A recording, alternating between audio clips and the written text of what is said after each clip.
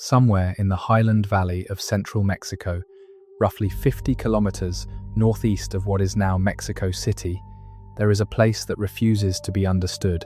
It rises from the flat basin floor in terraces of stone, its avenues wide enough for 20 people to walk abreast, its pyramids so precisely aligned with the stars that modern astronomers are still mapping the correspondences. At its height, somewhere between the 1st and 7th centuries of the Common Era, it held between 100,000 and 200,000 people, making it one of the largest cities on Earth, a metropolis that rivaled Rome and Han Dynasty Luoyang, that dwarfed anything else in the Americas by a distance no casual comparison can capture. And yet, we do not know what the people who built it called themselves. We do not know what language they spoke at home, in the markets, in the long colonnaded apartments that lined the Great Avenue. We do not know the name of a single ruler, not one. In a world where monumental architecture almost always carries the stamp of a king, a dynasty, an ego carved into limestone and raised above the heads of everyone who passed by, Teotihuacan left no such record. There are no royal tombs in the expected sense. There are no portraits of a sovereign. There are no inscriptions proclaiming conquest and supremacy in the voice of a single man who owned the city and the people in it. The name Teotihuacan is not even theirs.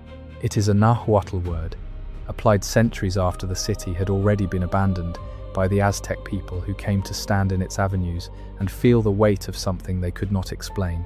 The word translates roughly as the place where the gods were created, or the place where men became gods, and it tells us far more about the awe of the Aztecs than it tells us about the intentions of the builders. The builders themselves, whoever they were, whatever they called this place, have not left us their name. What they left instead is the city. And the city, in its silence, in its absence of royal proclamation, in its radical architecture of collective life, is perhaps the most extraordinary enigma the ancient world produced. Tonight we are going to walk into that enigma. We are going to trace the city from its earliest foundations, through its extraordinary centuries of growth, into the period of its power that spread across Mesoamerica like the shadow of a mountain range, and then into the mystery of its end, the burning, the abandonment, the long silence that followed. We are going to look at what the archaeology has found in the last half-century of excavation, which has overturned almost everything earlier generations believed. And we are going to sit with the questions that remain, because some of them remain stubbornly, beautifully, irreducibly open. Before we go further, I want to take a moment to thank everyone who has found their way to this channel and made it part of their evening routine. These stories take a long time to put together, and knowing that someone is listening somewhere in the quiet of their night makes the work feel like it matters. If you're watching this to fall asleep, that's exactly why I make these videos.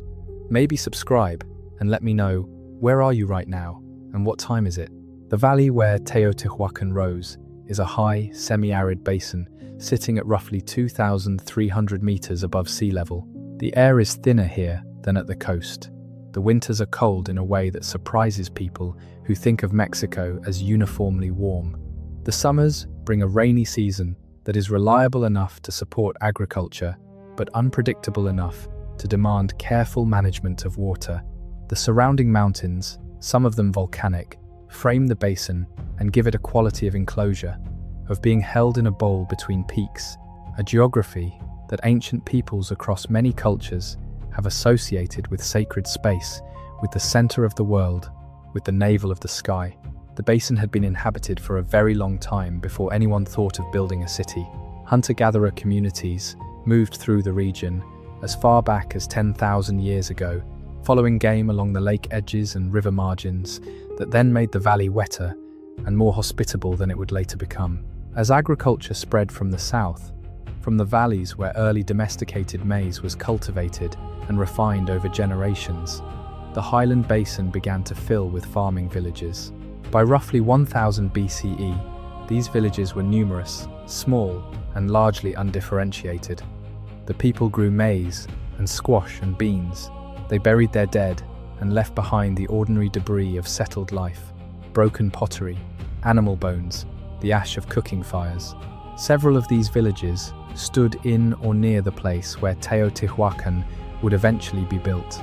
Archaeologists have found evidence of occupation in the area going back well before the city's founding, traces of people who knew the land, who had farmed it for generations, who understood the relationship between the springs in the hillside and the quality of the soil in the valley floor. These were not blank people waiting to be organized. They were communities with their own histories, their own relationships to the landscape, their own ways of managing the resources that the valley offered. What changed? Sometime around 100 BCE, or perhaps a little earlier, is not entirely clear. But the archaeological record shows a dramatic reorganization. Within a relatively short period, the population of the valley began to concentrate in one place. Villages that had been scattered across the basin started to empty, and the emerging town in the northeast of the valley started to grow at a rate that has no parallel in the region for that period. Something was drawing people in.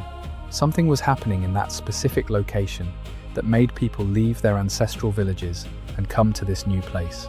One theory points to the cave, directly beneath what would become the Pyramid of the Sun, which is the largest structure at Teotihuacan and one of the largest pyramids ever constructed anywhere on Earth. There is a natural lava tube. This tunnel runs roughly 100 meters from its entrance beneath the pyramid's central axis outward toward what was once the avenue. It is clover-shaped in cross-section, with 4 lobes branching off the main channel, and it ends in a chamber that sits almost exactly at the center of the pyramid's enormous footprint above it. The significance of this is hard to overstate. The builders of the Pyramid of the Sun knew about this cave. They had to have known. The pyramid was constructed directly above it, with deliberate precision, aligning the structure's center with the chamber below. This was not coincidence. In Mesoamerican cosmology, caves were understood as the mouths of the earth, as places of emergence, as the points where the boundary between the world of the living and the world of the dead and the world of the supernatural became permeable. The greatest caves were understood as places where the first people had emerged from the underworld, or where the gods had breathed life into the first human beings, or where the sun had first risen to begin the cycle of time. If the community that founded Teotihuacan possessed a cave like this, a natural tunnel beneath the valley floor that terminated in a multi-lobed underground chamber, they possessed something of extraordinary religious significance. They possessed, in the cosmological language of their time, a place where the world had been created, a place where the gods had first moved. And if you possess such a place, you build above it, you build around it, you build to honor it, and to make its power legible to everyone who approaches. The cave may have been the first reason people came. The agricultural resources of the valley provided a second reason. Teotihuacan sat at the intersection of several important ecological zones. The valley floor was fertile and well watered by springs. The surrounding hillsides offered quarried stone and volcanic obsidian, the sharp black glass that Mesoamerican peoples used for cutting tools, for weapons, for the blades of sacrificial instruments. Obsidian was, in this world, what steel would later be to other civilizations, a technological advantage, a traded commodity, a source of wealth. The deposits near Teotihuacan were not the only ones in Mesoamerica, but they were among the most accessible and the highest quality, and they would become one of the economic foundations on which the city's power rested. A third reason may have been catastrophe, or the perception of catastrophe elsewhere. Around 50 CE, the volcano Zitl erupted in the basin of Mexico, burying the large settlement of Cuicuilco under meters of lava. Cuicuilco had been a major regional center, potentially a rival to the emerging community at Teotihuacan, and its destruction under volcanic rock must have been experienced as an event of cosmological significance, a sign that the gods had spoken, that the center of the world was not where people had thought it was. Refugees from Cuicuilco and surrounding communities may have streamed toward the place in the northeast of the valley, where a great cave lay beneath the ground, and where a new order was beginning to be constructed. The population records, imperfect as they are, suggest a surge of incoming inhabitants in the period immediately following Zitl's eruption. Whatever the combination of reasons, by the 1st century of the Common Era, Teotihuacan was already a substantial city, and it was growing with a purposefulness that is visible in the archaeological record as something more than organic accumulation. the streets were being laid out. The avenue that would later be called the Street of the Dead by the Aztecs, though again that name is theirs and not the builders', was being established along its central axis. The grid was being imposed on the landscape, and the grid was not a random administrative convenience. It was a cosmological statement. The city's main avenue runs roughly 15 degrees east of true north, and it is aligned with a precision that required sophisticated astronomical observation, with the setting point of the Pleiades on the western horizon at a specific moment in the agricultural calendar.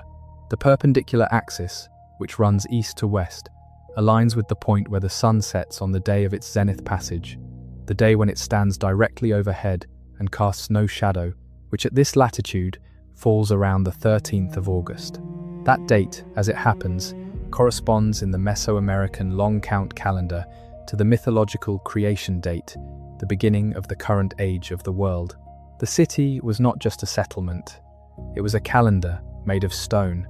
It was an instrument for measuring the sky.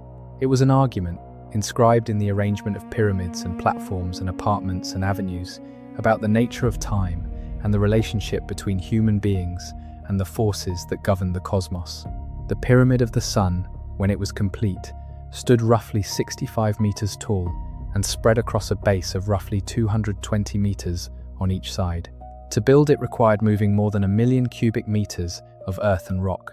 It was faced in stone and originally coated in plaster and painted red so that it blazed in the highland sun, visible for kilometers across the valley, a statement of power and devotion that could not be missed or misunderstood. The cave beneath it had been elaborated. Its natural walls had been plastered. Offerings had been placed in the 4 lobes of the clover-shaped chamber. The entrance had been fitted with drainage channels and carefully prepared surfaces. The cave was not just known, it was maintained, tended, used. The Pyramid of the Moon, which stands at the northern terminus of the main avenue and is smaller but structurally more complex than the Pyramid of the Sun, was built in several stages, each new construction phase encasing the previous one. This technique, common at Mesoamerican sites, meant that the pyramid was understood as a living entity, growing over time, gaining layers like a tree gains rings. The excavations into the Pyramid of the Moon in the 1990s and 2000s revealed something that no one had expected: a series of elaborate burial offerings placed within the structure's successive construction phases, containing not only the remains of human sacrificial victims, but also animals, including eagles, jaguars, wolves, and rattlesnakes, as well as objects of extraordinary craftsmanship in obsidian, greenstone, and pyrite. These were not casual deposits. They were formal, choreographed statements about the city's relationship to the supernatural world, laid down by people who understood that they were building something that would outlast every human lifetime in the room. And then there is the Ciudadela, the great enclosure that sits roughly in the center of the city, facing the main avenue from the east. The Ciudadela is a platform, roughly 400 meters on each side, walled and elevated, containing within it the Temple of the Feathered Serpent, which is the most elaborately decorated, surviving structure at Teotihuacan. The facade of this temple is covered in stone heads projecting from the wall surface, alternating between 2 serpentine figures whose identification has been one of the most debated questions in Teotihuacan scholarship. One is a feathered serpent, sinuous and scaled, its body undulating along the wall. The other is a figure that some researchers have argued represents a different deity entirely, perhaps an early form of the rain god, perhaps a jaguar serpent, perhaps something specific to the Teotihuacan theological system that does not map neatly onto the iconographic traditions of later Mesoamerican cultures. What was found inside the Ciudadela, beneath and around the Temple of the Feathered Serpent, was even more arresting than the architecture. In the early 1980s, archaeologists excavating beneath the temple discovered a series of mass burials. More than 200 individuals were interred in pits, arranged in patterns that corresponded to the cardinal directions and to the number of days in the sacred calendar. The individuals were buried with their hands bound behind their backs. Many of them were wearing necklaces made of human maxillae, the jawbones of other human beings, arranged as ornaments. Many of them also wore obsidian blades and pyrite discs. Many of them were male, and the evidence of bone structure and diet suggests that at least some of them were warriors, possibly captured soldiers from distant communities. This was dedication sacrifice on a scale that even the people who study it find difficult to absorb. More than 200 people killed and buried as an offering at the moment of the temple's consecration, their deaths understood as the price of making the structure sacred, of sealing it into the cosmological order that Teotihuacan was constructing. And yet, and this is the paradox that sits at the center of everything, the burials in the Ciudadela show no sign of a king. There is no royal tomb. There is no individual interred with markings of singular authority, no figure set apart from the others by the scale of offerings or the elaborateness of treatment. The 200 victims were buried in groups, collectively, in a pattern that suggests ritual organization rather than the glorification of a single ruling figure. The Temple of the Feathered Serpent, for all its extraordinary decoration and for all the blood that was shed at its foundation, does not proclaim a dynasty. It does not name a sovereign. It does not do what virtually every other monumental temple in the ancient world does, which is to attach the power of the divine to a specific human lineage and declare that lineage's right to rule. This absence is not a gap in the record. It is not simply that the relevant inscriptions were made in perishable materials and have not survived. Teotihuacan produced hundreds of thousands of painted murals, many of which have survived in fragmentary form. And while these murals are extraordinarily rich in iconographic detail, in depictions of gods and rituals and agricultural abundance and supernatural creatures, they do not contain portraits of rulers. They do not name kings. They do not celebrate victories in the manner that was standard in the contemporary cultures of Mesoamerica, in the cultures of the Maya to the south and east, in the cultures of the Zapotec to the southwest, in the cultures that Teotihuacan itself influenced and traded with, and in some cases dominated. The Maya, in this same period, were building cities where every major structure was inscribed with the genealogy of the ruling lord, where the king's name was carved in stone and painted on pottery and woven into the ritual calendar in 100 different ways. The Zapotec were creating elaborate, carved monuments at Monte Alban, their great hilltop capital that depicted conquered rulers in postures of submission and named the victorious lords who had defeated them. The Olmec, earlier, had carved enormous stone heads that were portraits of specific rulers, each face individualized, each crowned in the helmet of a ball game champion. Teotihuacan had none of this. The city that was, for several centuries, the most powerful urban center in all of Mesoamerica, the city that traded goods and ideas and influence from the Gulf Coast to Guatemala, from the highland valleys to the Pacific shore, the city that sent emissaries, or armies, or both, to the Maya lowlands, and whose presence can be detected in the art and architecture of cities hundreds of kilometers away. This city did not, as far as we can determine, organize itself around the cult of a divine king. So what organized it instead? The apartments are one answer. The residential compounds that covered most of Teotihuacan's urban area are, to modern eyes, one of the most surprising features of the city. Teotihuacan was not a city of crowded slums surrounding elite palaces. It was a city of large, internally organized residential compounds, each one typically enclosing a central courtyard, surrounding that courtyard with a series of rooms and interior spaces, and housing what appears to have been extended family groups or occupational communities. Perhaps 2,000 of these compounds have been identified within the city's boundaries. Some were larger and more elaborately decorated than others. Some contained craft workshops for obsidian or pottery, or the cutting of mica and the working of shell. Some contained shrines and ritual spaces that suggest each compound had its own religious life, its own relationship to the gods, its own ceremonies that did not require the presence of the state. The compounds were walled from the street, they turned inward. The city's life happened inside them, in the courtyards, around the shared kitchen areas, in the rooms that opened onto the interior rather than onto the avenue. A person living in Teotihuacan would have experienced the city primarily through the compound, through the community of several dozen or several hundred people who shared that enclosed space and who organized their daily life together. The street was a means of getting somewhere.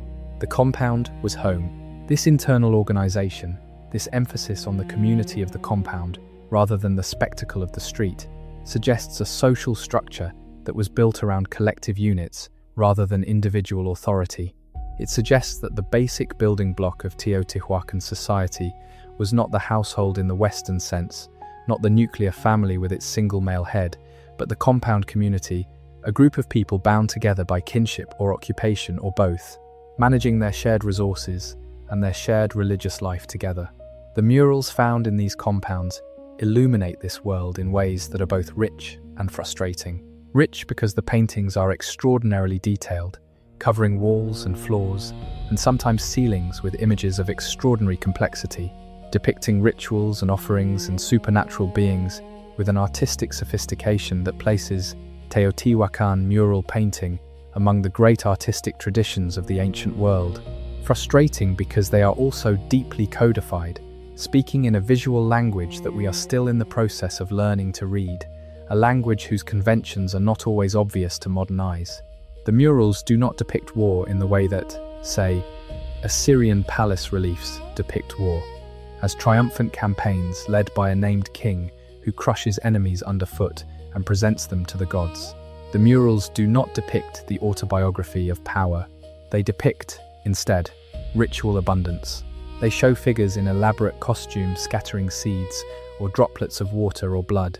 They show coyotes and jaguars and owls and butterflies moving through a visual space that seems to be neither the natural world nor the supernatural world, but something between them, a realm of concentrated symbolic meaning that the city's inhabitants would have been able to read in the way that a literate person reads text. A recurring figure in the murals is one that researchers have called the Great Goddess. This figure, who appears at multiple sites within the city and who seems to hold a position of supreme importance in the iconographic hierarchy of Teotihuacan, is depicted as a large frontal figure, often green, often wearing a headdress of elaborate vegetation and feathers, flanked by jaguars or spotted beasts. Her hands extended outward in a gesture of dispersal or giving, from which pour streams of water and seeds and precious objects and smaller figures. She is abundance. She is the source. She is the earth giving back what has been offered to it. She is not a king. The argument made by several researchers, most forcefully by Esther Pastori, whose work transformed the study of Teotihuacan in the last decades of the 20th century, is that Teotihuacan may have been organized around a deliberately anti-individualist ideology, that the absence of royal portraiture was not an accident, not a gap in the record, not a result of different material practices that have not survived, but a choice, a political and religious choice to organize civic identity around collective forces, around shared supernatural powers, around the idea that the city itself was the sacred entity rather than any single person who lived in it or ruled it. This is a remarkable idea.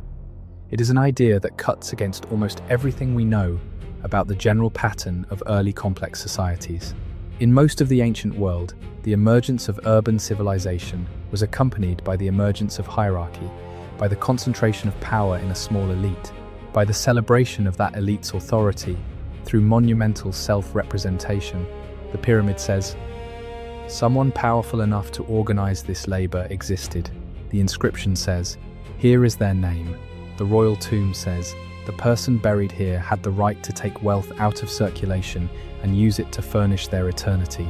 At Teotihuacan, the pyramid says, "Something powerful enough to organize this labor existed." But it does not tell us what, and the absence of the inscription, the absence of the royal tomb in the expected form, leaves open a question that archaeology has not yet resolved and may never resolve with the certainty we would like. Did Teotihuacan have rulers who simply chose not to represent themselves in the ways their contemporaries did? Or did Teotihuacan have a form of governance that did not concentrate absolute power in a single figure, a council, a collective, an oligarchy of compound leaders, a rotating authority tied to the ritual calendar rather than inherited by blood? The buried bodies, in the Pyramid of the Moon offer a clue, though not a complete one. When the excavations inside that structure proceeded layer by layer through the construction phases, what emerged was a sequence of offerings that changed over time. The earliest offerings, in the deepest and oldest construction phase, were animal only: birds, big cats, snakes, the symbolic creatures of Teotihuacan's cosmological vocabulary. The later offerings added humans, but the humans were treated differently in different phases. In some phases, the human remains show evidence of having been sacrificed, their deaths preceding their placement in the offering pit. In other phases, the individuals were buried in postures that suggest ritual, but not necessarily violent, death. And the status markers associated with these individuals, the objects buried with them, suggest that they were not commoners. They were people of significance, perhaps sacrificed warriors, perhaps individuals who had a ritual relationship to the structure being built, but there is no king above them.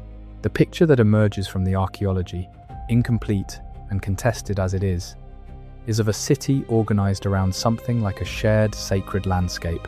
The pyramids and the temples were not royal property in the way that the great buildings of other ancient civilizations were royal property. They were civic property, in a sense that the ancient world very rarely produced.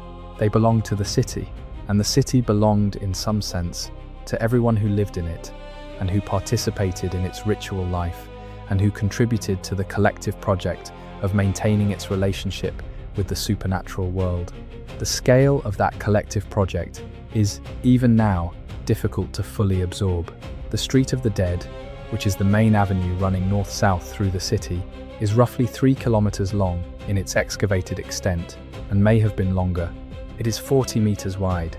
Along its length, on both sides, are platforms and temple complexes and smaller pyramids, each one oriented to the same astronomical grid as the larger structures, each one placed in relationship to the whole, in a way that suggests a master plan, an overarching design that was conceived and executed across generations and perhaps centuries.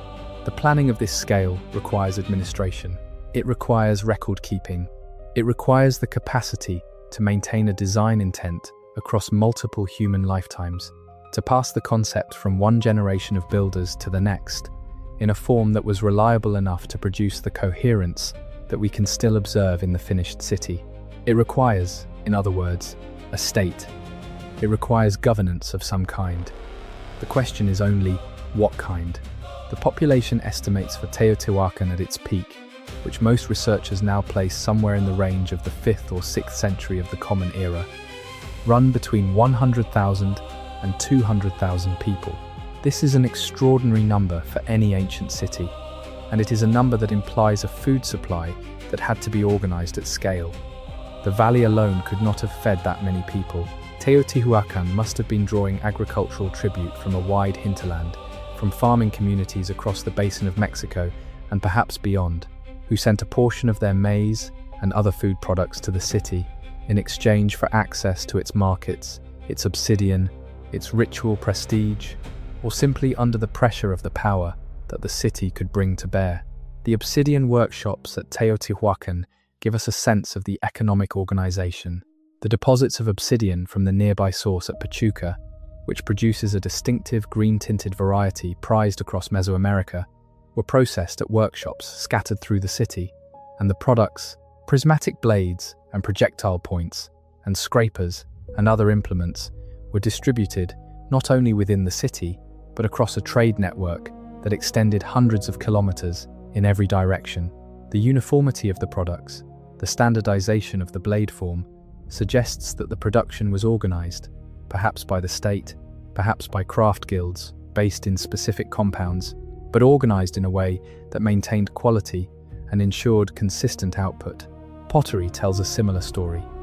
Teotihuacan's ceramic tradition is distinctive, recognizable, and found at sites across a vast geographic range.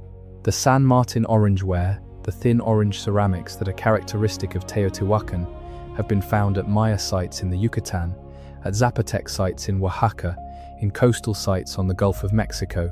They were traded goods, markers of Teotihuacan's reach, and their presence in distant places is one of the primary archaeological signatures of the city's influence. But influence is not the same as empire, and the nature of Teotihuacan's relationship to the other complex societies of Mesoamerica is one of the most actively debated questions in the field. For a long time, the prevailing view was that Teotihuacan was an imperial power in the straightforward sense, that it sent armies to conquer distant regions and installed governors to administer them in the way that Rome or the Aztecs did later. The evidence for this view seems strong. The presence of Teotihuacan-style architecture and iconography at distant sites, the apparent abruptness with which some Maya centers adopted Teotihuacan material culture, the possibility that the great Maya center of Tikal in Guatemala was, in some sense, subject to Teotihuacan's power. The more recent view, based on more careful reading of the evidence, is considerably more nuanced. Yes, Teotihuacan had a profound influence on the Maya world. Yes, in 378 CE, a figure associated with Teotihuacan, known from Maya inscriptions as Siaj Kark, appeared at Tikal and inaugurated a new royal dynasty, displacing or killing the previous ruler, and establishing a lineage that maintained symbolic connections to Teotihuacan for generations. But whether this represents military conquest, diplomatic alliance, elite migration, or some complex combination is not clear. The Teotihuacan-style elements at Maya sites are often adopted selectively, combined with local traditions, modified in ways that suggest local agency rather than imposition from outside. Teotihuacan may have been less an empire in the military sense and more a prestige center whose cultural forms were sought after and deliberately adopted by elites across Mesoamerica who wanted to associate themselves with the power, the cosmological authority that Teotihuacan represented. The city's ideology, whatever it was, whatever claims it made about the relationship between the human world and the supernatural order, was compelling enough that distant rulers wanted to frame themselves in its terms, to use its iconography, to send their children there, or to receive its emissaries, to align their own authority with the source that Teotihuacan represented. The Zapotec provide a particularly interesting case. Monte Alban, the great Zapotec capital in the valley of Oaxaca, maintained a presence at Teotihuacan in the form of a barrio, a residential district within the city that contained Zapotec-style architecture, Zapotec-style burials, and objects characteristic of the Oaxacan tradition. This was not a conquered outpost.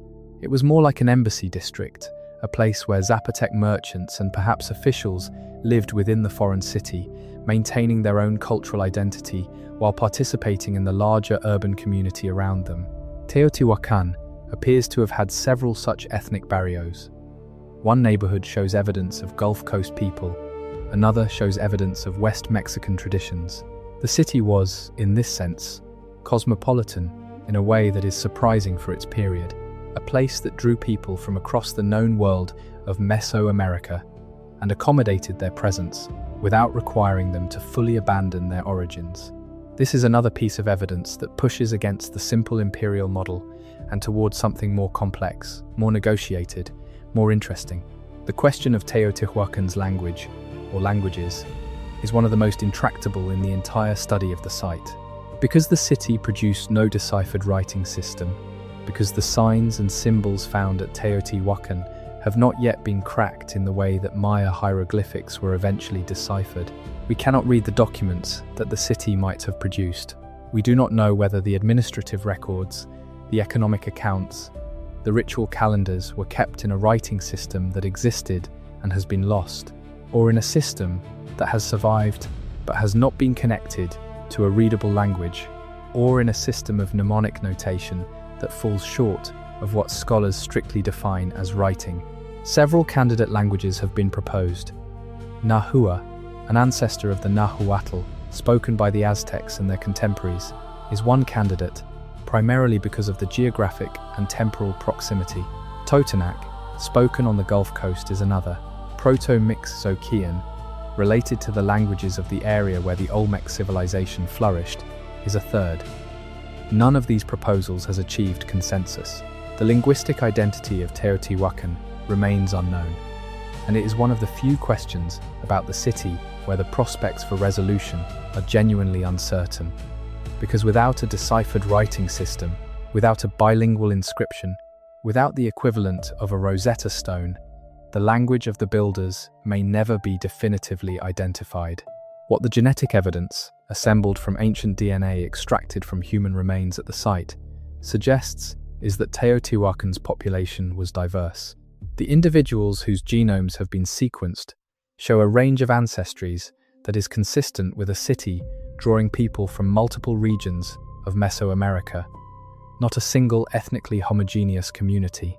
This fits with the picture of the ethnic barrios, with the evidence of long-distance trade and migration, with the cosmopolitan character that the archaeology suggests.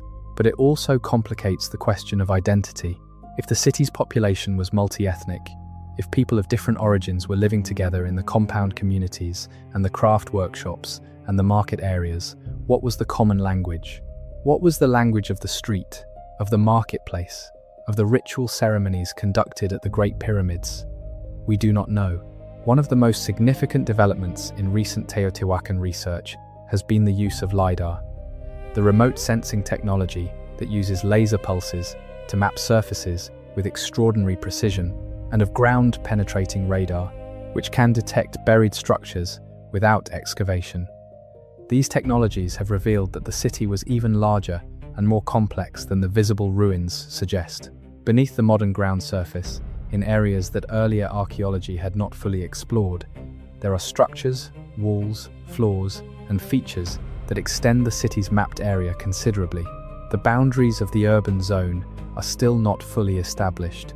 The LiDAR surveys have also revealed details of the Street of the Dead complex that had not been previously mapped, including subsidiary structures and platforms that form a more intricate spatial organization than the simple avenue and pyramid picture that earlier maps conveyed. The city, in the fullness of its complexity, is still being discovered. The tunnel beneath the Temple of the Feathered Serpent, excavated beginning in 2003 and continuing through the following 2 decades, is perhaps the most dramatic of the recent discoveries. This tunnel runs from an entrance shaft directly beneath the center of the Ciudadela floor for approximately 100 meters, and at its end branches into 3 chambers arranged in a cruciform pattern. The tunnel walls were sprinkled with pyrite and hematite fragments, which would have made the interior glitter in torchlight like a sky full of stars. The floor was covered with liquid mercury in some sections, a substance that, in Mesoamerican iconography, is associated with water and with mirrors, both of which were linked to supernatural vision and to the underworld. The chambers at the end of the tunnel contained extraordinary objects: obsidian blades, rubber balls, wooden objects, textiles, shells from distant coasts, bones of large predatory animals. They contained sculptures, including 4 extraordinary greenstone human figures arranged in the floor of one chamber. They contained the remains of what appear to have been offerings made over long periods of time, objects deposited at different moments across perhaps centuries of use. What the tunnel did not contain, in the chambers at its terminus, was a royal burial. The researchers who excavated it went in expecting, based on the parallel of other Mesoamerican traditions, to find a king. They found offerings. They found symbolic richness of extraordinary density. They found the material expression of a profound and sophisticated religious understanding of the relationship between the human world and the underworld. But they did not find a king. This is the Teotihuacan Paradox in its purest form. All the evidence of extraordinary organizational capacity, extraordinary resources, extraordinary ritual sophistication, extraordinary power in the broadest sense, and no king to put in the center of it. The end of Teotihuacan is as mysterious as its beginning, and it is marked by an event that the archaeology records with disturbing clarity: fire. Sometime in the 7th or 8th century of the Common Era, the central monuments of Teotihuacan burned. The burning was not random, it was selective. The temples and the administrative structures along the Street of the Dead were destroyed. The elite residences and the ritual buildings were burned. The residential compounds of ordinary people, in many cases, were not. The fire that ended Teotihuacan targeted the top of the system, the part of the city that was most associated with power and administration and ritual authority. This pattern of burning is consistent with internal revolt rather than external conquest. There are no signs of a siege, no accumulation of projectile points and weapons at the city walls that would indicate an attacking army from outside. The weapons and the destruction are in the city's center, concentrated on the buildings of the elite. The picture that emerges is of a city that turned on its own leadership, that pulled down the structures of power from within, that made a choice, violent and catastrophic, to end the order that had organized Teotihuacan for centuries. Why? The most compelling answers involve a combination of environmental stress and political failure. By the 6th and 7th centuries, the highlands of Mexico were experiencing a prolonged drought, a shift in rainfall patterns that reduced agricultural productivity across a wide area. A city of 100,000 or more people cannot absorb a multi-decade decline in food supply without profound social stress. If the elite who managed the city's resources were seen as having failed to maintain the covenant between the city and the supernatural forces that were supposed to guarantee abundance, if the rituals were performed and the rains did not come and the harvests failed, the legitimacy of the entire system would have been called into question. In a city where power was organized around collective ideology rather than around a divine king's personal relationship with the gods, the failure of that collective ideology might have had peculiar consequences. There was no king to blame and to replace. There was an entire system to repudiate. And so the system was repudiated, in fire, in the deliberate destruction of the buildings that embodied it. The population did not vanish immediately. The residential compounds continued to be occupied for a period after the burning of the ceremonial center. People lived in the ruins of a shattered order, continuing the routines of daily life in the apartment compounds that had not been destroyed, before gradually, over decades or perhaps a century, dispersing into the surrounding region.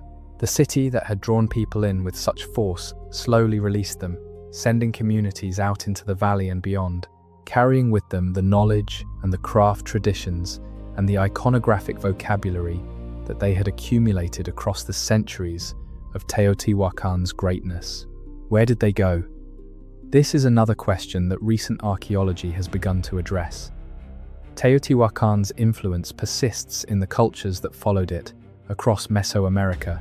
The feathered serpent deity that the city apparently developed or elaborated to such extraordinary sophistication became one of the dominant figures of the Mesoamerican religious world in the centuries after the city's fall. The Toltec, who rose as a regional power in the basin of Mexico in the 9th and 10th centuries, incorporated Teotihuacan iconography extensively.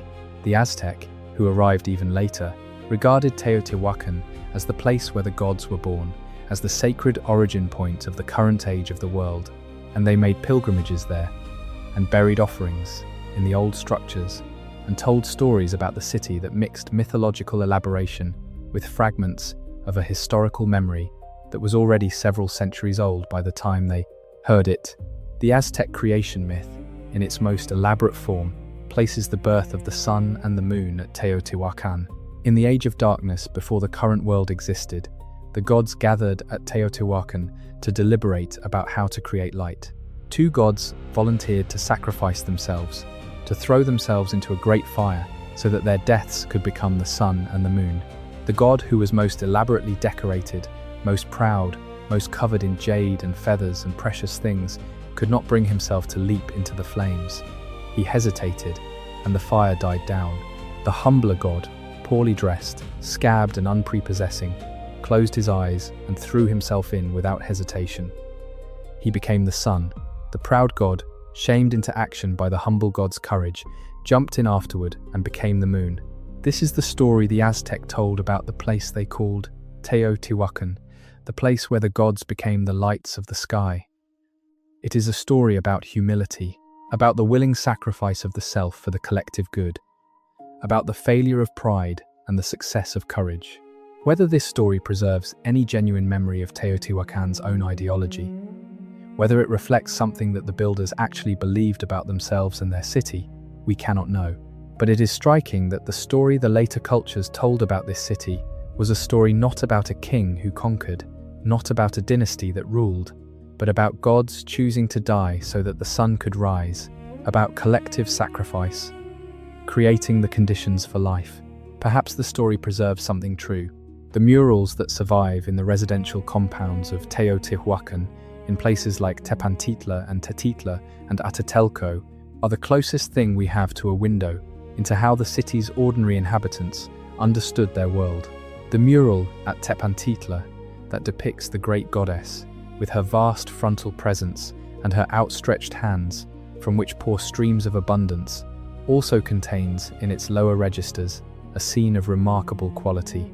Dozens of small figures, human in scale, move through an aquatic landscape, swimming and playing, and engaging in what appears to be a kind of ritual sport or dance, surrounded by butterflies and flowers and the symbols of water and fertility. They are small figures in a large world, engaged together in the activities of a good life, a life of abundance and community and ritual participation. No one figure dominates the scene. No one is larger than the others. No one is surrounded by the markers of individual supremacy. The small figures are, as far as the image allows us to read, collective. They belong to the great goddess. They belong to the city. They are the people of Teotihuacan, as Teotihuacan understood its own people. Participants in a shared sacred life, embedded in a landscape of supernatural power, going about the activities of their days under the gaze of forces far larger than any of them. The interpretation of this image has been debated. Some researchers have argued that it depicts a paradise, an afterlife realm, a place where the dead go to enjoy eternal abundance. Others have argued that it depicts a ritual activity performed by the living, a ceremony whose participants wore the costumes of butterflies and flowers to participate symbolically in the life of the great goddess. Others still have suggested that the distinction between the living and the dead, between ritual participation and actual existence, may not have been as sharp in Teotihuacan's worldview as it is in ours, that the people depicted in the mural were the people of the city, understood as always, already participants in the divine order, their daily lives inseparable from the sacred geography they inhabited. Whatever the correct interpretation, the image is one of the most beautiful things the ancient Americas produced. And it is also one of the most thought-provoking, because it shows a complex society representing itself not through the autobiography of power, but through the collective life of community. It is an image of people together, doing things together, in a world that belongs to forces larger than any of them. The archaeology of the past half-century has complicated the comfortable picture that earlier generations held of Teotihuacan as a peaceful theocracy, a city of gentle priests who organized their society through ritual rather than coercion. The mass burials in the Pyramid of the Moon and the Ciudadela make clear that violence was central to the city's ritual life. That human sacrifice on a very large scale was part of how Teotihuacan maintained its relationship with the supernatural world.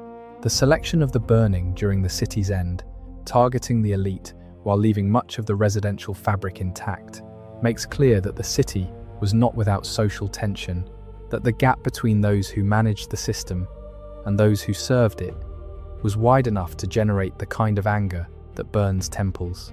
But the complexity of the picture does not diminish the fundamental strangeness of what Teotihuacan represents. A city of 100,000 people or more. A city that organized its population into residential compounds governed by collective norms rather than individual authority. A city that built pyramids that have no parallel for scale in their time and place. A city that spread its iconography and its trade goods and its cultural influence across an enormous geographic range. A city that we cannot name with certainty, that has left us no record of a king, no portrait of a ruler, no dynastic declaration, no autobiography of power. In the world of ancient cities, this is genuinely unprecedented. Cities, in the ancient world, almost always tell you who is in charge. They advertise authority. They make hierarchy legible in stone. Teotihuacan does not do this, and it has not done it for the 2,000 years since the last person swept the last courtyard of the last occupied compound and walked out of the valley into whatever came next. The city sits in the highland air and does not explain itself. The Pyramid of the Sun, when you stand at its base and look up, is a physical fact of such overwhelming scale that it temporarily suspends the analytical mind. You are standing at the bottom of something that 65 meters of stone rise above you, that was built by people whose names we do not know, whose language we do not know, whose political system we do not know, who organized a community of 100,000 people to produce this and then declined to put their names on it. The pyramid is not a monument to a person.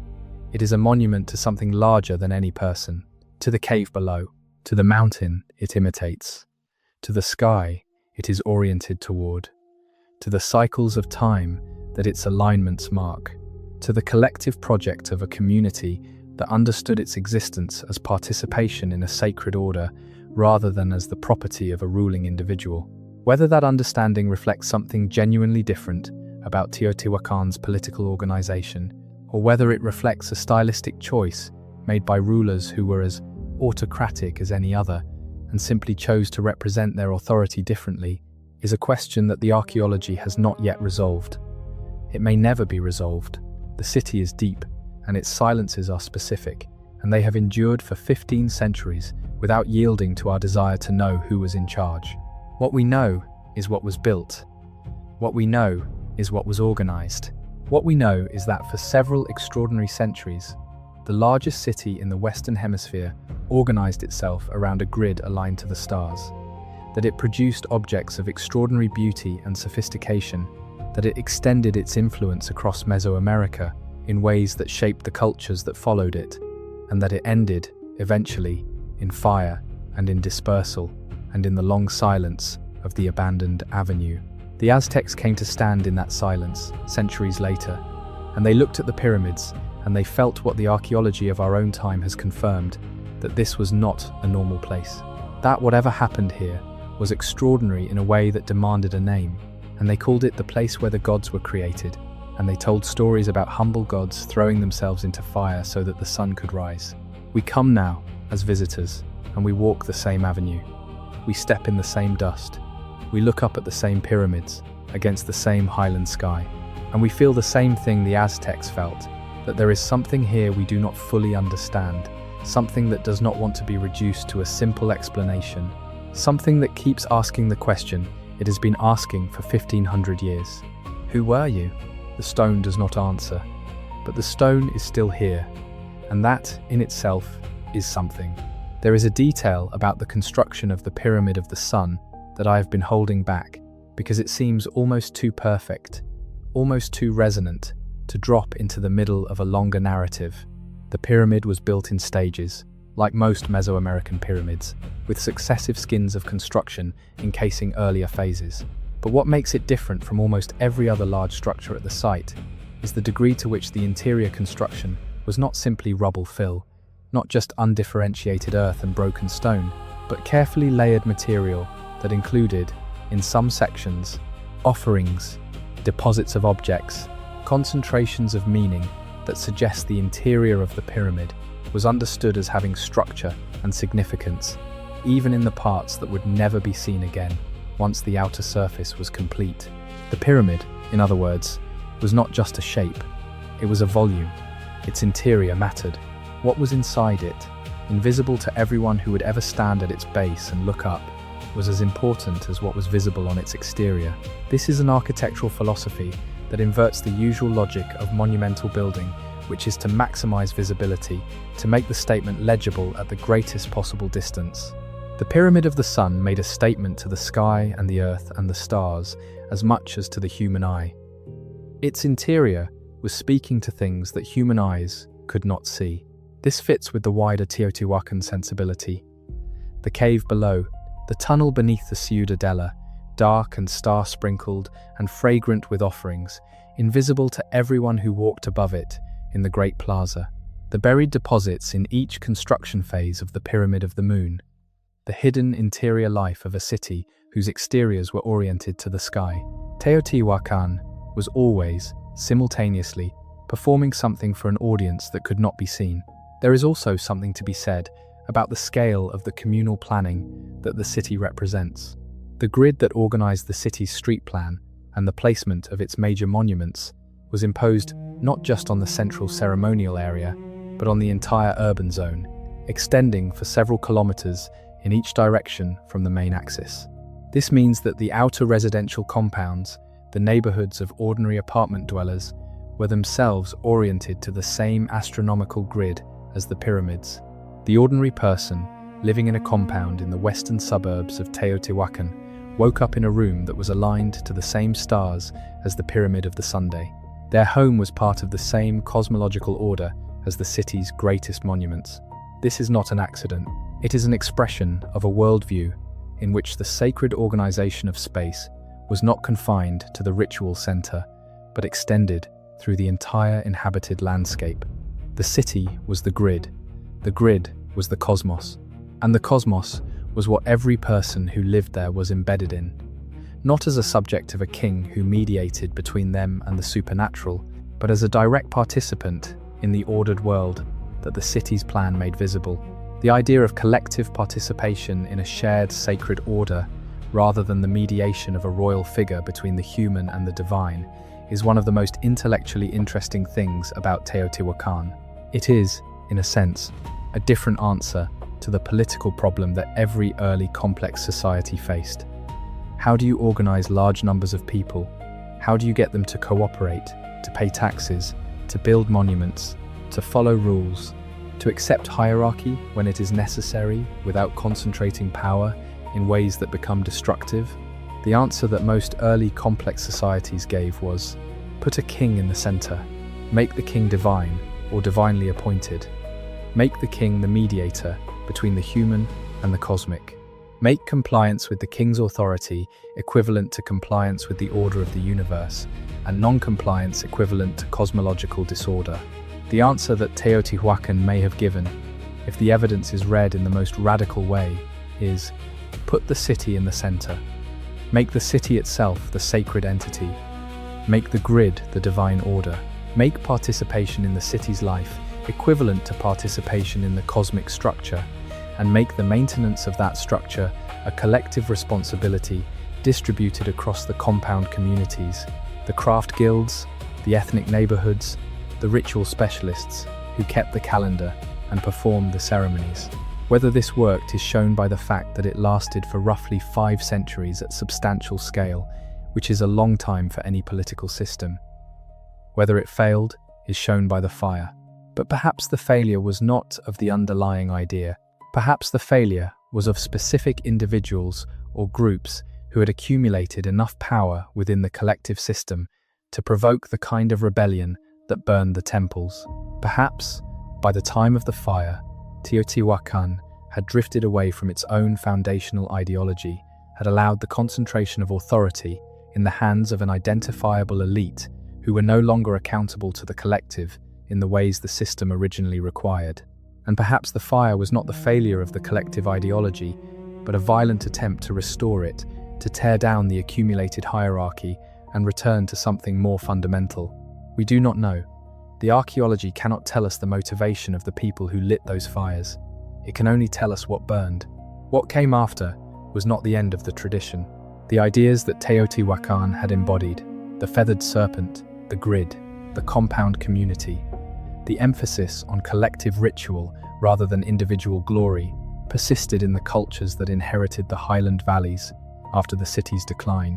The Toltec at Tula, who rose to prominence in the 9th and 10th centuries, built a city that was, in some respects, a reduced and modified echo of Teotihuacan, with colonnaded halls and pyramid temples and warrior figures that drew on the iconographic vocabulary of the older city. The Aztec at Tenochtitlan built a capital that organized itself around a great ceremonial center aligned to the sky, and their main pyramid, the Templo Maya, was understood as a model of the cosmos, in the same way that the Pyramid of the Sun was. The Aztec also practiced human sacrifice on a very large scale, which they understood in continuity with the Teotihuacan tradition, as the offering of blood to maintain the cosmic order, to keep the sun moving, to ensure that the rain came and the maize grew. Whether they understood this correctly, whether the Teotihuacan sacrifices were the origin of this tradition, or simply one expression of something much older and more widespread in Mesoamerican religion, is a question that the specialists continue to debate. What is certain is that the Aztec did not regard Teotihuacan as a dead place.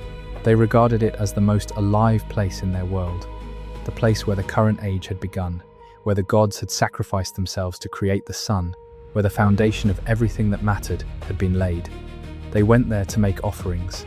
They went there to bury their own dead in the old structures. They went there to absorb whatever power remained in the stone. When the Spanish arrived and the Aztec world collapsed, Teotihuacan survived the conquest, primarily by being beyond the attention of the conquerors, who were occupied with the wealth and the administration of Tenochtitlan and the vast territories of the Aztec Empire. The ruined city was known. Missionaries and administrators wrote about it, but it was not excavated, not seriously studied, not understood.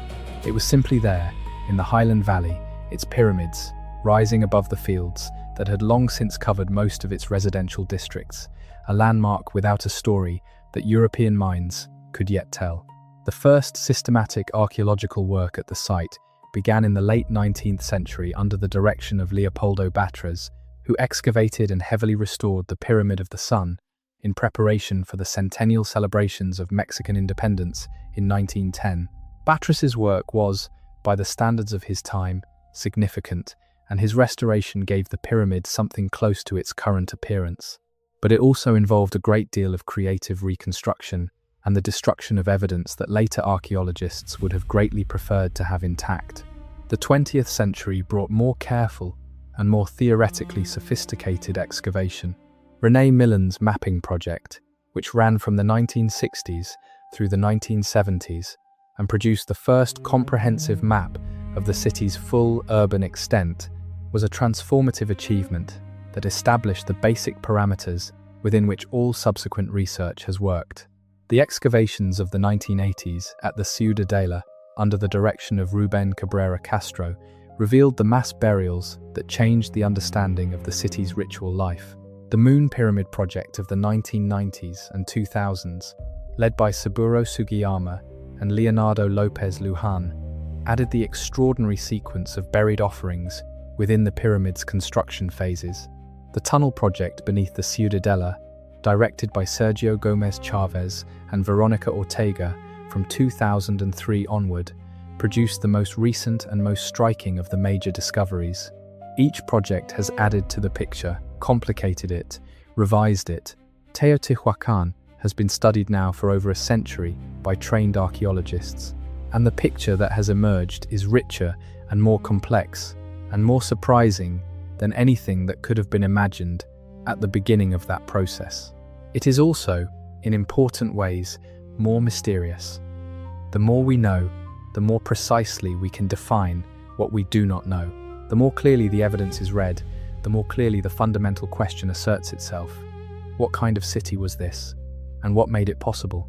The absence of the king remains at the center of that question.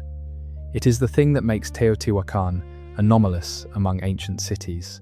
It is the thing that makes the comparison to Rome and Han Luoyang something more than a simple statement about population. Rome had Augustus and Trajan and Hadrian. Luoyang had the Han emperors. Their power was advertised, celebrated, inscribed on stone and brick and coin. Teotihuacan had the pyramid and the grid and the cave and the great goddess and the feathered serpent and the tunnel filled with liquid mercury and the mass burial and the apartment compounds and the markets and the obsidian and the murals of small figures swimming in an aquatic paradise. It did not have the king, or if it had one, it chose not to say. In the stillness of the Highland night, when the tourists are gone and the vendors have packed up and the site is closed and the only light is what falls from the sky above the valley, the pyramids are simply shapes against the darkness. Dark against dark. The cave below the sun is sealed now, accessible only to archaeologists with permits and the right equipment. The tunnel below the Ciudadela is mapped and sampled and studied, and its greatest offerings are in the Teotihuacan Museum. The murals are protected behind glass in temperature-controlled rooms, their colors stabilized as best as human conservation can manage against the ongoing work of time. The city that was once home to more people than any other place in the Western Hemisphere is now a place visited by more tourists than any other archaeological site in Mexico, which is a country of remarkable archaeological sites. The people who come do what people always do, in the presence of something too large to fully comprehend.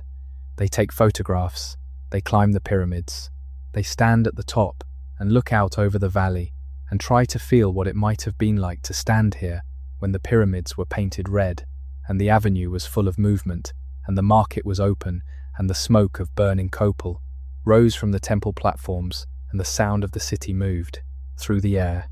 They cannot know what that felt like. We cannot know. The city is too far away in time for knowledge in that sense to be available, but the shape of it is here. The scale of it is here. The grid is still legible in the way the streets run and the platforms align. The orientation to the Pleiades, to the zenith passage, to the agricultural calendar is still encoded in the arrangement of the buildings. The cave is still there, still connected by the particular quality of its darkness to whatever it was that the people who first found it understood it to mean. The city does not explain itself, but it stays. It holds its ground in the highland basin, patient in the way that stone is patient, offering itself to be looked at and walked through and measured and debated and misunderstood and partially understood and wondered about. The wonder is the right response. After a century of professional archaeology and decades of theoretical sophistication and the tools of isotope analysis and LiDAR and ancient DNA and ground-penetrating radar, the honest conclusion is that Teotihuacan is not yet fully understood. It is better understood than it was. The picture is richer and more complex. But the fundamental questions, who were you? What did you believe? How did you organize yourselves? Why did you choose not to leave a king's name on what you built? Those questions are still being asked of the silence between the stones. The silence is very old. It has been keeping its secrets for 1,500 years, through the Aztec pilgrims and the Spanish missionaries and the 19th century restorers and the 20th century excavators and the millions of visitors who have walked the avenue and climbed the pyramids and stood at the top in the thin highland air, looking out at the valley that once held one of the greatest cities the ancient world produced. The silence is still keeping them, but the stones are patient, and the questions are good ones, and the work continues, in the tunnels and the trenches and the laboratories and the libraries, in the careful reading of murals and the analysis of isotopes and the mapping of buried structures and the rethinking of old assumptions. The city that chose not to leave a king's name on its monuments has left, instead, a question large enough to occupy the attention of every generation that comes to stand in its shadow. Who were you? The pyramid rises in the highland air. The cave is dark below. The stars track their old paths across the valley, and somewhere in the long conversation between the question and the stone, the answer is still waiting. Perhaps it always will be. Good night. There is a group of researchers who have spent much of the last 3 decades arguing that the key to understanding Teotihuacan lies not in the Great Pyramids or the ceremonial core, but in the apartment compounds, and specifically in the relationship between those compounds and the city's economic organization. Their argument, which has been refined and expanded through multiple rounds of excavation and analysis, is that Teotihuacan developed something that no other Mesoamerican city produced at comparable scale, a form of urban economy in which craft production was organized through compound-based workshops that operated with a significant degree of autonomy from central state control. The obsidian workshops are the clearest example. The Pachuca obsidian source, the one that produced the distinctive green-tinted material prized across Mesoamerica, was located within roughly 50 kilometers of the city, close enough to be accessed regularly and economically. The raw nodules and cores were brought into the city and distributed to workshops in specific residential compounds where skilled knappers produce the standardized prismatic blades that are found across the Teotihuacan trade network. What the archaeologists have found when they map the distribution of obsidian debris across the urban area is that the workshops were not concentrated in a single state-controlled production facility. They were distributed across the city, in multiple compounds, in multiple neighborhoods, each one apparently producing for both local use and for the broader trade network. This pattern of distributed craft production has been found in other materials as well. The ceramic workshops that produced the distinctive Teotihuacan orange ware were distributed across the city rather than concentrated in a single district. The workshops that produced the ground stone tools, the basalt manos and metates used for grinding maize, were similarly distributed. The workshops that worked shell and pyrite and mica and other precious materials were located in specific compounds that appear to have specialized in those materials, but there were multiple such compounds rather than a single centralized facility. The implication, if this reading is correct, is that Teotihuacan's economy was organized not through direct state ownership and management of production, but through something more like a network of specialized compound communities, each of which had a particular economic niche, each of which produced for trade as well as for local use, and each of which participated in a larger market system that moved goods across the city and beyond it. The state, whatever form it took, may have organized the overall framework, may have managed the great ceremonial events that drew people to the city and created the demand that kept the markets moving, may have controlled access to certain critical resources, but it may not have directly owned or managed the workshops. This would be a form of economic organization that is genuinely unusual in the ancient world. Most early complex societies organized their craft production through palace or temple workshops, where skilled craftspeople were employed by the central authority, which owned the raw materials and the finished products. Teotihuacan may have done something different, may have allowed the compound communities to own and operate their own production facilities, participating in a citywide market system rather than working as employees of the state. If this is correct, it has implications for how we understand the city's political organization as well. A state that controlled the market rather than owning the means of production would have needed different mechanisms of authority than a state that directed everything from the center. It would have needed to maintain the market infrastructure, the roads, the weights and measures, the relationships with distant trading partners that brought in the raw materials and took out the finished goods. It would have needed to manage the ritual calendar that organized the great ceremonial events and the social occasions that brought compound communities together. It would have needed, in other words, to maintain the system rather than to own it. This is a form of governance that is recognizable to modern eyes in some respects, though the analogy should not be pushed too far. It is a form that requires negotiation and management rather than simple command. It is a form that distributes resources and responsibilities across a wider range of social units rather than concentrating them in a single royal household. And it is a form that could, in principle, sustain itself without requiring the continuous advertisement of royal power, without needing to put a king's name on every building, because the authority it rested on was not the personal divine authority of a sovereign, but the systemic authority of the city itself. The water system at Teotihuacan is another window into the city's organizational capacity. The site had access to a series of springs in the surrounding hillsides, and these springs were managed through an elaborate network of channels and reservoirs that distributed water across the urban area. Some of these hydraulic features have been identified and mapped, though the full extent of the system is not yet known. The capacity to build and maintain this kind of infrastructure across an urban area of several square kilometers requires the same kind of sustained collective organization that built the pyramids. It is not the work of individual compound communities acting on their own. It is the work of something that coordinates across the entire city. And yet the water system, like the grid, like the pyramid alignment, expresses itself in the service of the city as a whole rather than in the service of a specific individual. The springs fed everyone. The channels ran through neighborhoods that were not segregated by class in the stark way that later Mesoamerican capitals would be. The residential compounds of skilled craftspeople were not dramatically inferior in their basic amenities to the more elaborately decorated elite residences. Everyone had access to the city's infrastructure. This relative equality in basic conditions is another piece of evidence for the collective ideology argument. A city organized around the glorification of a ruling dynasty typically displays sharp contrasts in material conditions between the elite and everyone else. The royal quarters are palatial.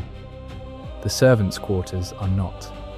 The infrastructure serves the palace first and the city second.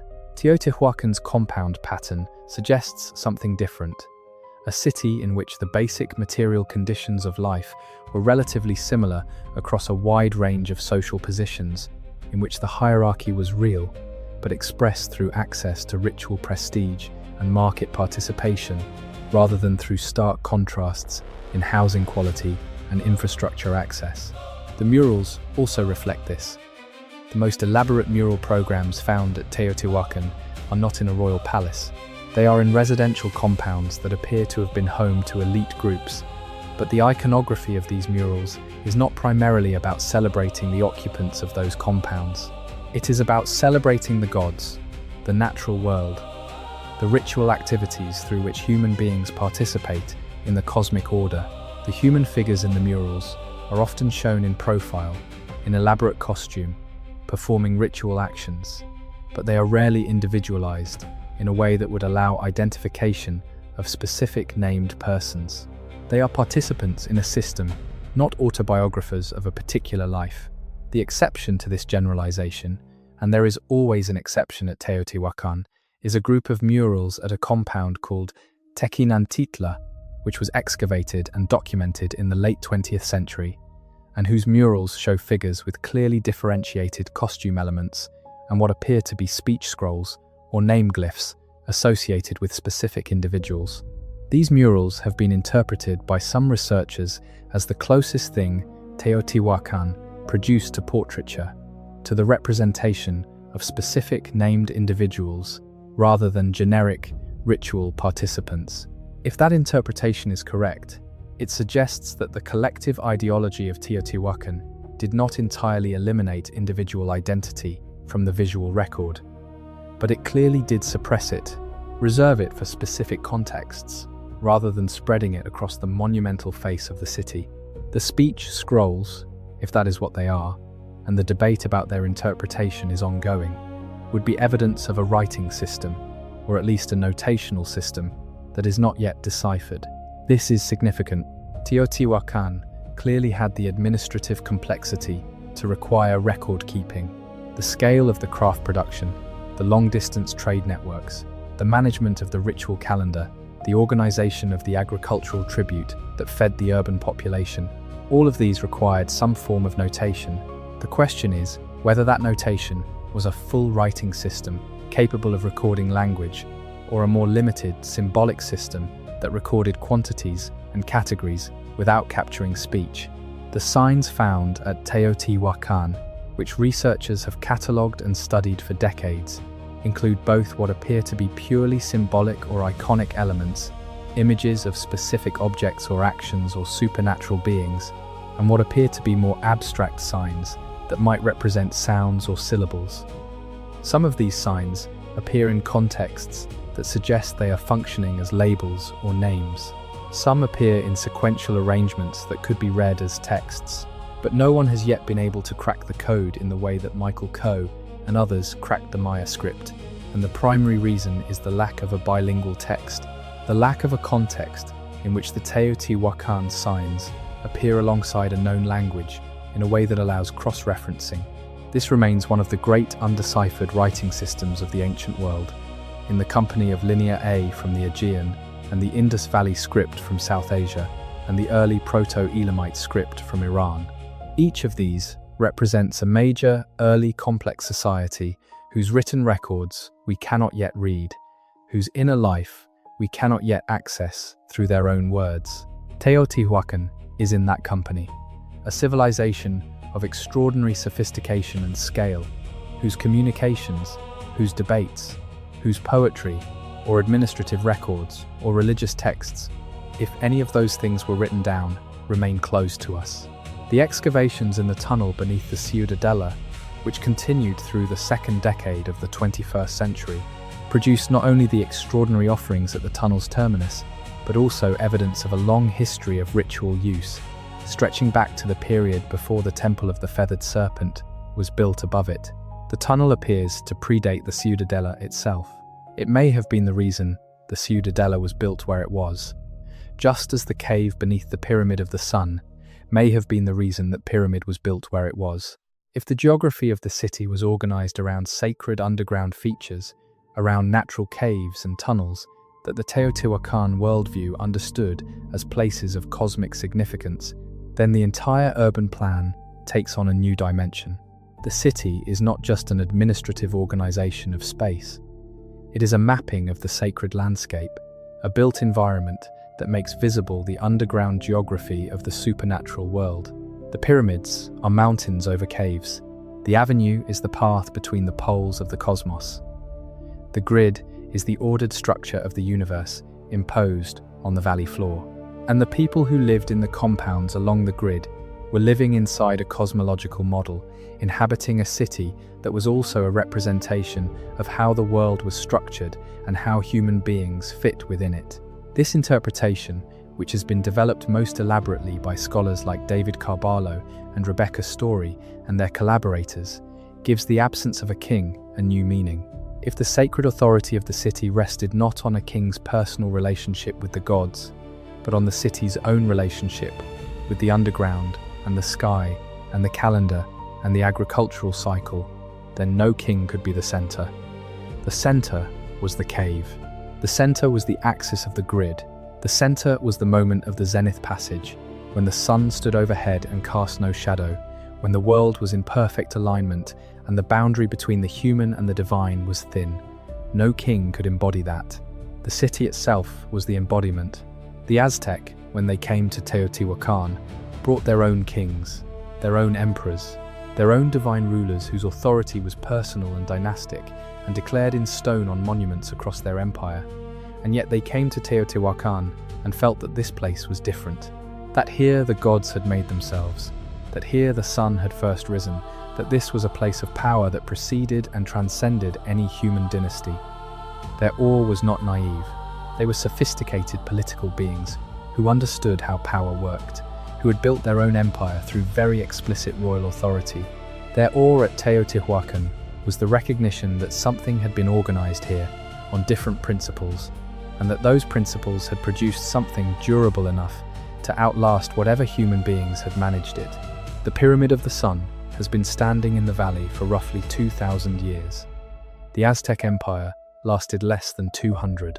The Spanish Empire lasted somewhat longer, but has also ended. The city that may or may not have had a king has outlasted every regime that came after it, as ruins outlast the living, in the way that the permanence of stone outlasts the impermanence of flesh. There is a quality of attention that the ruins of Teotihuacan demand that is different from the quality they demanded when the city was alive. When the city was alive, you moved through it as a participant, as a member of a compound community, as a craftsperson going to the market, as a ritual specialist preparing for a ceremony, as a farmer coming in from the hinterland with a load of tribute maize. The city organized your movement, your attention, your relationship to the day and the calendar and the sky. The experience was immersive and embedded, and, in the ways that any inhabited city is immersive and embedded, largely unreflective. You lived there, you did not contemplate it. Now, as ruins, the city asks for a different kind of attention. It asks to be looked at from the outside, to be thought about as a thing that was and is no longer in the way it was. It asks the question of itself, quietly, through the shape of the platform and the orientation of the avenue and the darkness of the sealed cave. It asks, what was this? What made this? What happened here? And what does it mean that it is no longer? These are the questions that ruins ask, and they are different from the questions that living cities ask. And they are, in their way, richer questions, because they have the depth of time behind them, because they carry the weight of everything that has happened between the moment when the last person swept the last courtyard and the moment when you stand in the highland air and try to understand. The Mesoamerican tradition that Teotihuacan was part of, and that Teotihuacan in turn shaped, has produced several things that are still with us in the 21st century. The feathered serpent deity, which Teotihuacan elaborated and disseminated across the Mesoamerican world, is still represented in the iconography of the indigenous communities of Mexico and Central America that maintain the threads of the old traditions. The calendar system that the city was oriented to, the 365-day solar calendar and the 260-day ritual calendar and their interlocking cycles, is still used in some Oaxacan communities for the scheduling of ritual life, a living continuity with a tradition that is well over 2,000 years old. The maize that fed Teotihuacan, the highland varieties that the farmers of the Basin of Mexico developed and cultivated for thousands of years, is still grown in modified forms across the Americas. It is still the central grain crop of Mexico and Central America, still the foundation of the dietary tradition that stretches back through the Aztec and the Maya, and through Teotihuacan, to the communities that first cultivated the plant from its wild ancestor tens of thousands of years ago. Every tortilla pressed and cooked on a comal is a material continuity with the people who built the pyramid of the Sunday. Every bowl of tamales is a connection across the centuries to the maize that the Teotihuacan farmers harvested, and the Teotihuacan compound cooks prepared in the rooms, opening onto the interior courtyards. The people, of course, are also still here. The indigenous communities of the Basin of Mexico, of the highland valleys, of the surrounding regions, are the biological descendants of the people who built Teotihuacan and of all the communities that came before and after. The genetic continuity between the ancient population and the modern one is real and demonstrable through the ancient DNA evidence. When the researchers extract genetic material from the bones buried in the Pyramid of the Moon or in the compound cemeteries, the profiles they find are related to the profiles of living populations in the region. The people did not vanish with the city. The city vanished. The people continued. This is always worth saying about any ancient civilization that ended. The end of the city is not the end of the people. The dispersal from Teotihuacan sent communities out into the region, carrying their knowledge and their craft traditions, and their cosmological frameworks, and those things survived in the communities they founded, in the cultures they contributed to, in the practices that persisted through the long period between Teotihuacan's decline and the rise of the Aztec, and through the Aztec period, and through the colonial period, and into the present. The thread is not unbroken, but it has not been entirely cut. The San Juan Teotihuacan municipality, which encompasses the modern community that lives in and around the ancient site, has a population of several tens of thousands of people who are the direct geographical, if not always the direct cultural inheritors of the ancient city. They farm in the valley that was once the agricultural hinterland of the great urban center. They operate the businesses that serve the millions of tourists who come to walk the avenue. They navigate the relationship between the tourist economy and the local economy, between the national and international significance of the site and the day-to-day needs of a modern community. This relationship between the ancient site and the modern community that lives beside it is one of the more complex dimensions of Teotihuacan's present existence. The site is managed by the Mexican federal government through the Instituto Nacional de Antropología y Historia, which controls access and permits and sets the research agenda. The local community has a relationship to the site that is both economic, through the jobs and businesses associated with the tourist trade, and cultural, through the ways in which the ancient city is part of the local identity and the local story. The balance between federal management and local community interest is a live political question, as it is at archaeological sites in many parts of the world. The Teotihuacan Archaeological Zone is one of the top tourist attractions in Mexico, drawing several million visitors annually in normal years. The pyramid climbing experience, which was once possible and unrestricted, but is now managed more carefully in certain sections due to preservation concerns, is for many visitors the defining physical experience of the site, the moment when they stand at the top of the Pyramid of the Sun and look out over the valley and feel the scale of what was built here. The physical encounter with the scale is important. The numbers are one thing: 125,000 people, 65 meters tall, 1 million cubic meters of fill. The body standing at the top is another. The body knows things about scale that the numbers do not fully convey.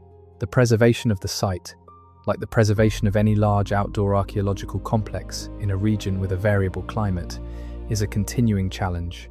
The highland rains that come in the summer rainy season find their way into the ancient mortar and erode the stone surfaces. The tourist foot traffic on the pyramid surfaces has worn the stone in ways that were already visible decades ago, and that have been addressed through the installation of stepped pathways and restrictions on certain areas.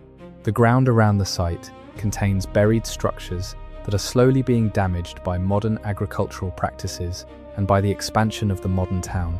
The tunnels and underground features present their own conservation challenges. The tunnel beneath the Ciudadela, once excavated and documented, required careful management of access and environmental conditions to prevent the deterioration of the features and objects that had been preserved in the sealed environment for 15 centuries. The cave beneath the Pyramid of the Sun, similarly, is managed as a sensitive feature that requires controlled access. The ongoing excavation at the site is conducted with methods that would be unrecognizable to the archaeologists of the early 20th century. Ground-penetrating radar surveys are conducted before any excavation to map subsurface features and guide the placement of trenches. Soil samples are collected and analyzed for a wide range of biological and chemical signatures that can reveal information about diet, agriculture, craft production, and environmental conditions. Bone fragments are analyzed for isotopic signatures that can reveal geographic origins and dietary patterns. Microartifacts, the tiny fragments of production debris and plant material and insect remains that earlier archaeologists would have discarded as dust, are collected and analyzed with methods that allow reconstruction of the activities that occurred in specific rooms and courtyards. The picture that emerges from this accumulation of evidence, built up over decades of increasingly sophisticated research, is of a city that was, in its daily life, extraordinarily ordinary. The compound residents got up in the morning and ground maize and cooked food and went to their workshops and made things and traded those things at the market and came home and ate and slept. The ritual specialists prepared the ceremonies and maintained the calendar and tended the shrines. The farmers in the hinterland brought in the tribute and took back the obsidian blades and the pottery. The market moved goods across the city and across the trade network. The springs fed the channels, and the channels fed the fields, and the fields fed the city. This is, in a sense, the most important thing to understand about Teotihuacan, that for the people who lived there, it was home. Not a monument, not a cosmological statement, not an enigma. Home, the place where they knew their neighbors, where they had their compound and their workshop and their share of the spring water and their access to the market. The place where their children grew up and their parents died and their dead were buried in the compound floor in the traditional Mesoamerican practice of keeping the ancestors close. The cosmological significance and the organizational complexity were the frame, the larger context within which ordinary life was lived. But ordinary life was what most of the city's residents experienced most of the time. The pyramid was a landmark, visible from anywhere in the city, a constant reminder of the larger order. But the compound was where you slept. The market was where you went on a regular basis. The neighbor you shared the courtyard wall with was who you saw every day. This ordinariness is, paradoxically, part of what makes Teotihuacan so fascinating. Because it was ordinary life organized within an extraordinary framework. Because the people who lived there carried out the routines of sustenance and craft and kinship and ritual within a city that had been planned to align with the stars and built above a sacred cave and organized around a cosmological grid. The ordinary and the extraordinary were not in opposition. They were the same thing, experienced from different scales. The modern visitor who stands at the top of the Pyramid of the Sun and looks out over the valley is seeing what the priests and the ritual specialists saw when they conducted the ceremonies at the summit. But the woman grinding maize in the compound, 200 meters away, was living inside the same cosmological order. Her courtyard was oriented to the same grid. The orientation of her room's doorway corresponded to the same astronomical alignments. She lived, in a literal architectural sense, inside the statement that the city was making about the nature of the world. We do not know what she thought about this. We do not know whether she was aware of the alignments, or whether she experienced them consciously, or whether they simply formed the unexamined background of daily life. The way that the arrangement of streets in a modern city forms the background of the commuter's routine without prompting reflection on urban planning.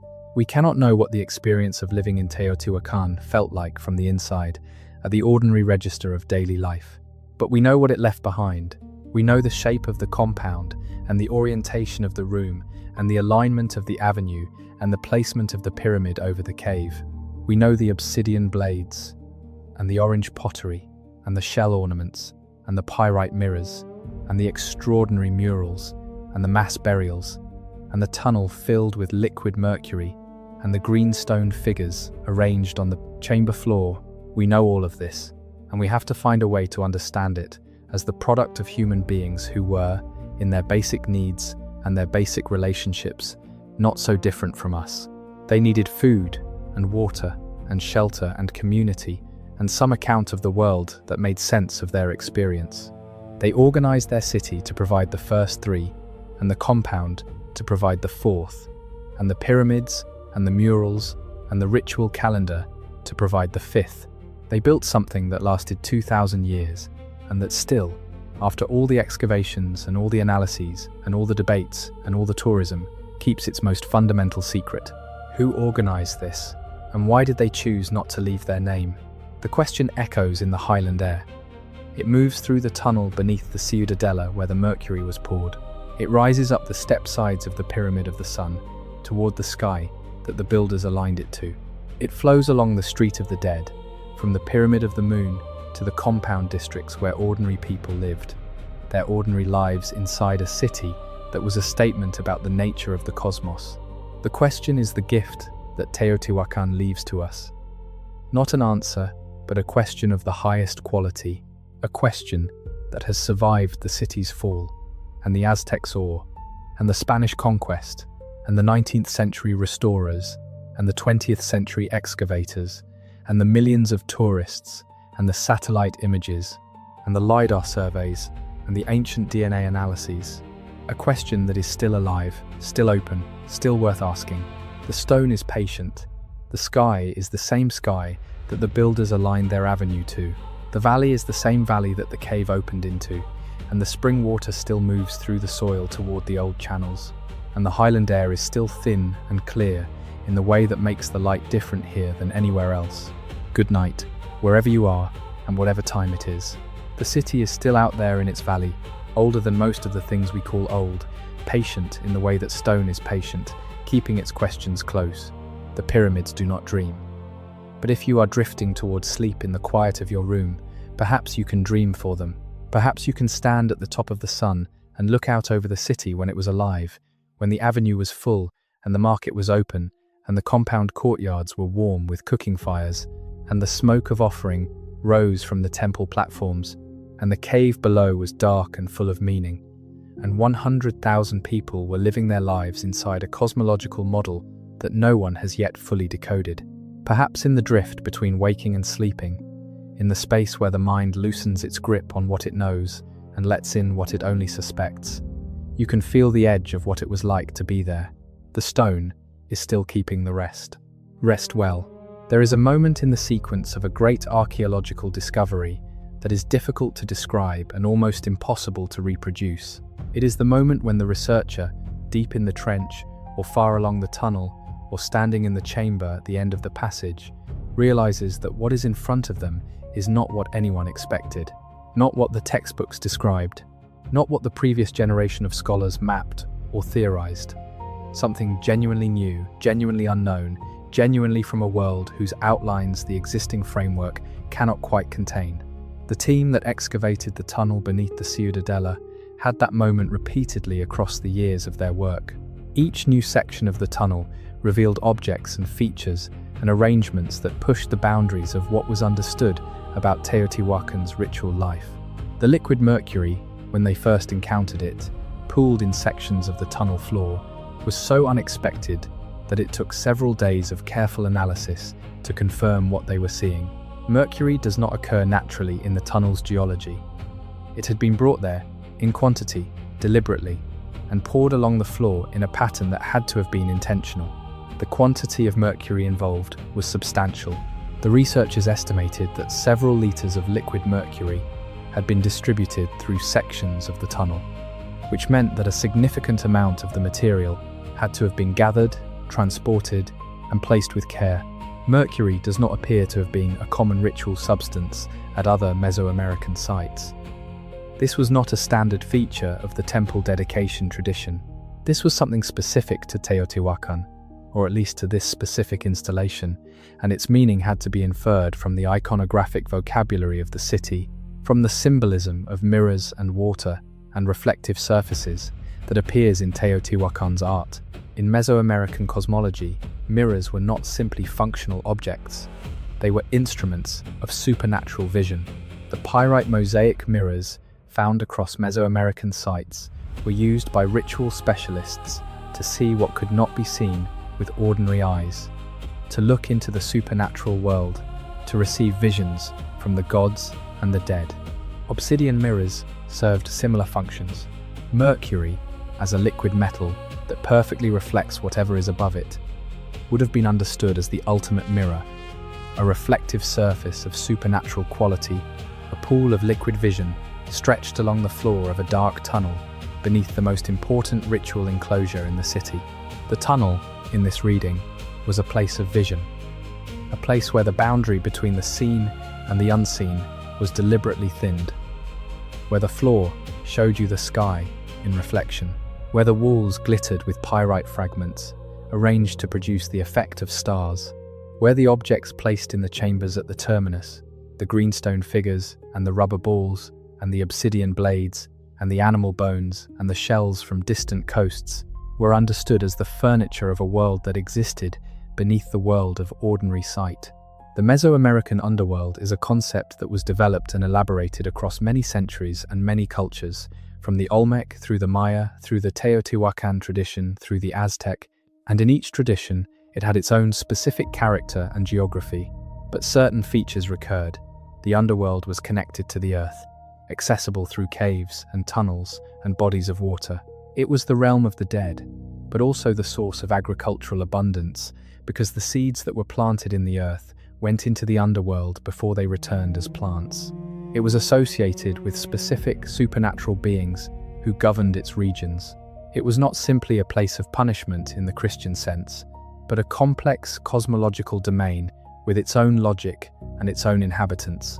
The tunnel beneath the Ciudadela was, in this context, a constructed underworld, a place built to embody the cosmological geography that the city's ritual life was oriented toward. The mercury floor was the underworld's reflective lake. The glittering walls were its star-sprinkled sky. The chambers, at the terminus, were its innermost regions, where the most powerful offerings could be made to the forces that governed what happened below. And above this constructed underworld, at street level, was the Ciudadela, with its great enclosing walls and its central temple. And above the temple's facade, the serpent heads projecting from the stone in their hundreds, marking the surface of a structure that sat directly above the entrance to the underworld. The temple was the lid of the underworld, the interface between the visible world and the hidden one, the place where the ceremonies conducted on the surface were understood to reach down into the region below. This architecture of the vertical axis, the axis connecting the sky above through the surface of the earth to the underworld below, was central to Mesoamerican cosmology across the entire tradition. The great axis mundi, the world tree, the central pillar connecting the cosmic levels, was one of the most pervasive and most powerful organizing concepts in the religious thought of the region. At Teotihuacan, this axis was made architectural. It was built. The pyramid over the cave was the sky-level monument, the surface-level monument, and the underground monument, stacked in the same vertical line. The city's great ceremonial complex was not just a collection of impressive buildings, it was a physical model of the structure of the cosmos. The people who designed and built this were not simply skilled engineers, though they clearly were that.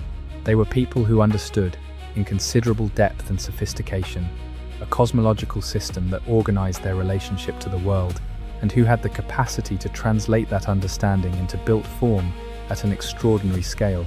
They were, in the broadest sense of the word, intellectuals, people who thought carefully about the nature of reality and who communicated their thinking in the medium of architecture and ritual and iconography rather than in text, or at least in text that we can currently read. The absence of readable text is one of the reasons that Teotihuacan is sometimes written about as if it were a relatively simple society, as if the absence of inscriptions that say, "What is happening?" means that nothing of intellectual depth was happening. This is a profound error of perspective. The people who designed the tunnel and filled it with mercury and arranged greenstone figures on the floor of an underground chamber and built a pyramid over a cave aligned to the Pleiades were not simple people.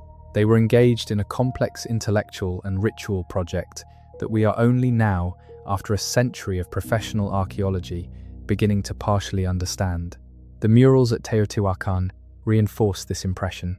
The best preserved of them, in compounds like Tepantitla and Tequinantitla and Zacuala, display a visual sophistication that has few parallels in the ancient Americas. The compositions are complex, multi-layered, combining iconic imagery with abstract patterning in ways that suggest a developed visual grammar, a set of conventions shared between the producers of the images and their intended audience. The figures move through space that is simultaneously naturalistic and symbolic. The colors are complex, made from mineral pigments that were applied with skill to prepared plaster surfaces, in some cases over layers of earlier painting that have been preserved beneath. The imagery in these murals is not primarily narrative in the way that, say, the relief sculptures on Assyrian palace walls are narrative. It does not depict a sequence of events leading from one moment to the next. It is more like what we might call iconic imagery, a visual statement about the nature of the world rather than a story about what happened in it. The great goddess with her streaming hands, the coyote in elaborate ceremonial costume, the jaguar with a speech scroll, the net jaguar with blood-red claws, the Tlaloc figure associated with rain, the feathered serpent moving through water. These are the characters in the Teotihuacan cosmological drama. They appear and reappear across the city's murals in slightly varying forms, always clearly belonging to the same visual tradition, always recognizable to the practiced eye as specific supernatural beings with specific attributes and specific relationships to the natural and agricultural world. The people who lived in the compounds surrounded by these images were living inside a painted cosmos, their daily routines framed by representations of the forces that governed rain and fertility and time and death and rebirth. The compound at Tepantitla, which contains some of the most celebrated murals at the site, was clearly the home of a group with the resources and the social connections to commission an elaborate painted program. The compound is not the largest at the site, but it is among the more elaborately decorated, and the quality of the painting it contains is among the highest at Teotihuacan. The people who lived there were probably part of an elite group, perhaps ritual specialists, perhaps wealthy craftspeople or traders, perhaps the managers of a significant section of the city's economic or administrative life. But even this elite compound does not celebrate its occupants as individuals. Even here, the imagery is about the gods and the world, not about the people who lived there. The murals are not the equivalent of a family portrait gallery or a display of military victories or a royal genealogy. They are a theological statement addressed to whoever enters the compound, telling them what the world is made of and what forces govern it, and what the relationship between human beings and those forces is understood to be. The compound at Atatelco contains murals of a different character, with repetitive warrior and coyote imagery that has been linked to what some researchers believe was a military or warrior cult. If this interpretation is correct, it would be evidence that the ideology of Teotihuacan was not entirely opposed to the celebration of martial virtue, that there was within the city's social world a group or groups who organized their identity around combat and the symbols of martial power. The standardized warrior figure in the Atatelco murals, repeated in long horizontal rows, is not an individualized hero. It is a type, a category. The warrior ideology of the compound is collective, not personal. The relationship between warfare and Teotihuacan's social organization is one of the more contested questions in the field. The mass burials associated with the temple dedications are evidence that the city used warfare to provide sacrificial victims, that soldiers were captured in warfare conducted beyond the city's own territory and brought back to die in the temple ceremonies. The militarized imagery at sites like Atatelco suggests that the warrior role had social prestige within the city. The presence of Teotihuacan military imagery at distant sites like Tikal suggests that the city could project force at considerable range. But the evidence for large-scale permanent military conquest, for the kind of territorial empire that requires garrisons and tribute networks enforced by military presence, is not as strong as the evidence for long-distance trade and cultural influence. Teotihuacan may have been capable of large-scale violence when it needed to be, may have used military force to protect its trade routes or to establish its presence at key nodes of the trade network, but may not have been organized primarily as a military empire in the way that the Aztec were or in the way that Rome was. The question of warfare connects to the question of the burning at the city's end. If the destruction was internal, if it was the city's own population turning against the elite who had organized the system, that revolution required the capacity for organized collective action among people who were not the traditional wielders of force. The compound communities, the craftspeople, the ordinary residents would have had to organize themselves and overcome whatever military or security capacity the elite possessed. That this appears to have happened is itself evidence about the nature of Teotihuacan's social organization, evidence that the collective structure of the compound communities could produce organized action capable of overcoming the established order. The aftermath of the burning is as interesting as the burning itself. The city did not immediately empty. There is evidence of continued occupation in the residential areas for a period of decades, possibly a century, after the destruction of the ceremonial core. People continued to live in the apartment compounds, to use the old infrastructure, to maintain some version of the routines of daily life in the ruins of the ritual center. The Great Avenue was still there. The pyramids were still there, damaged and no longer maintained, but physically present. The market may have continued to function in some reduced form. The spring water still flowed.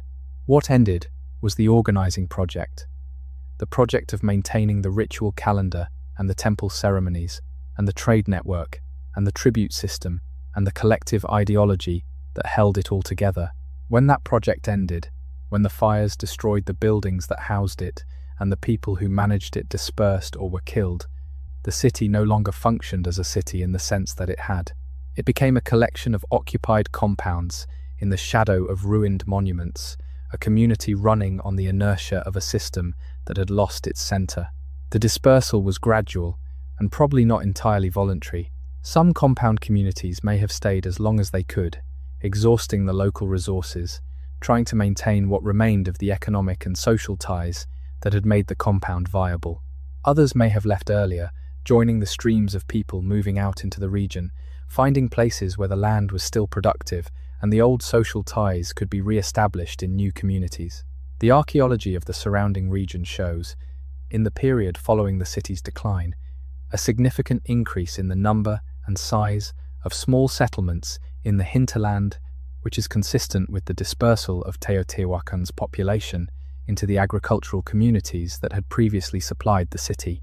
The knowledge that the compound communities carried with them was substantial.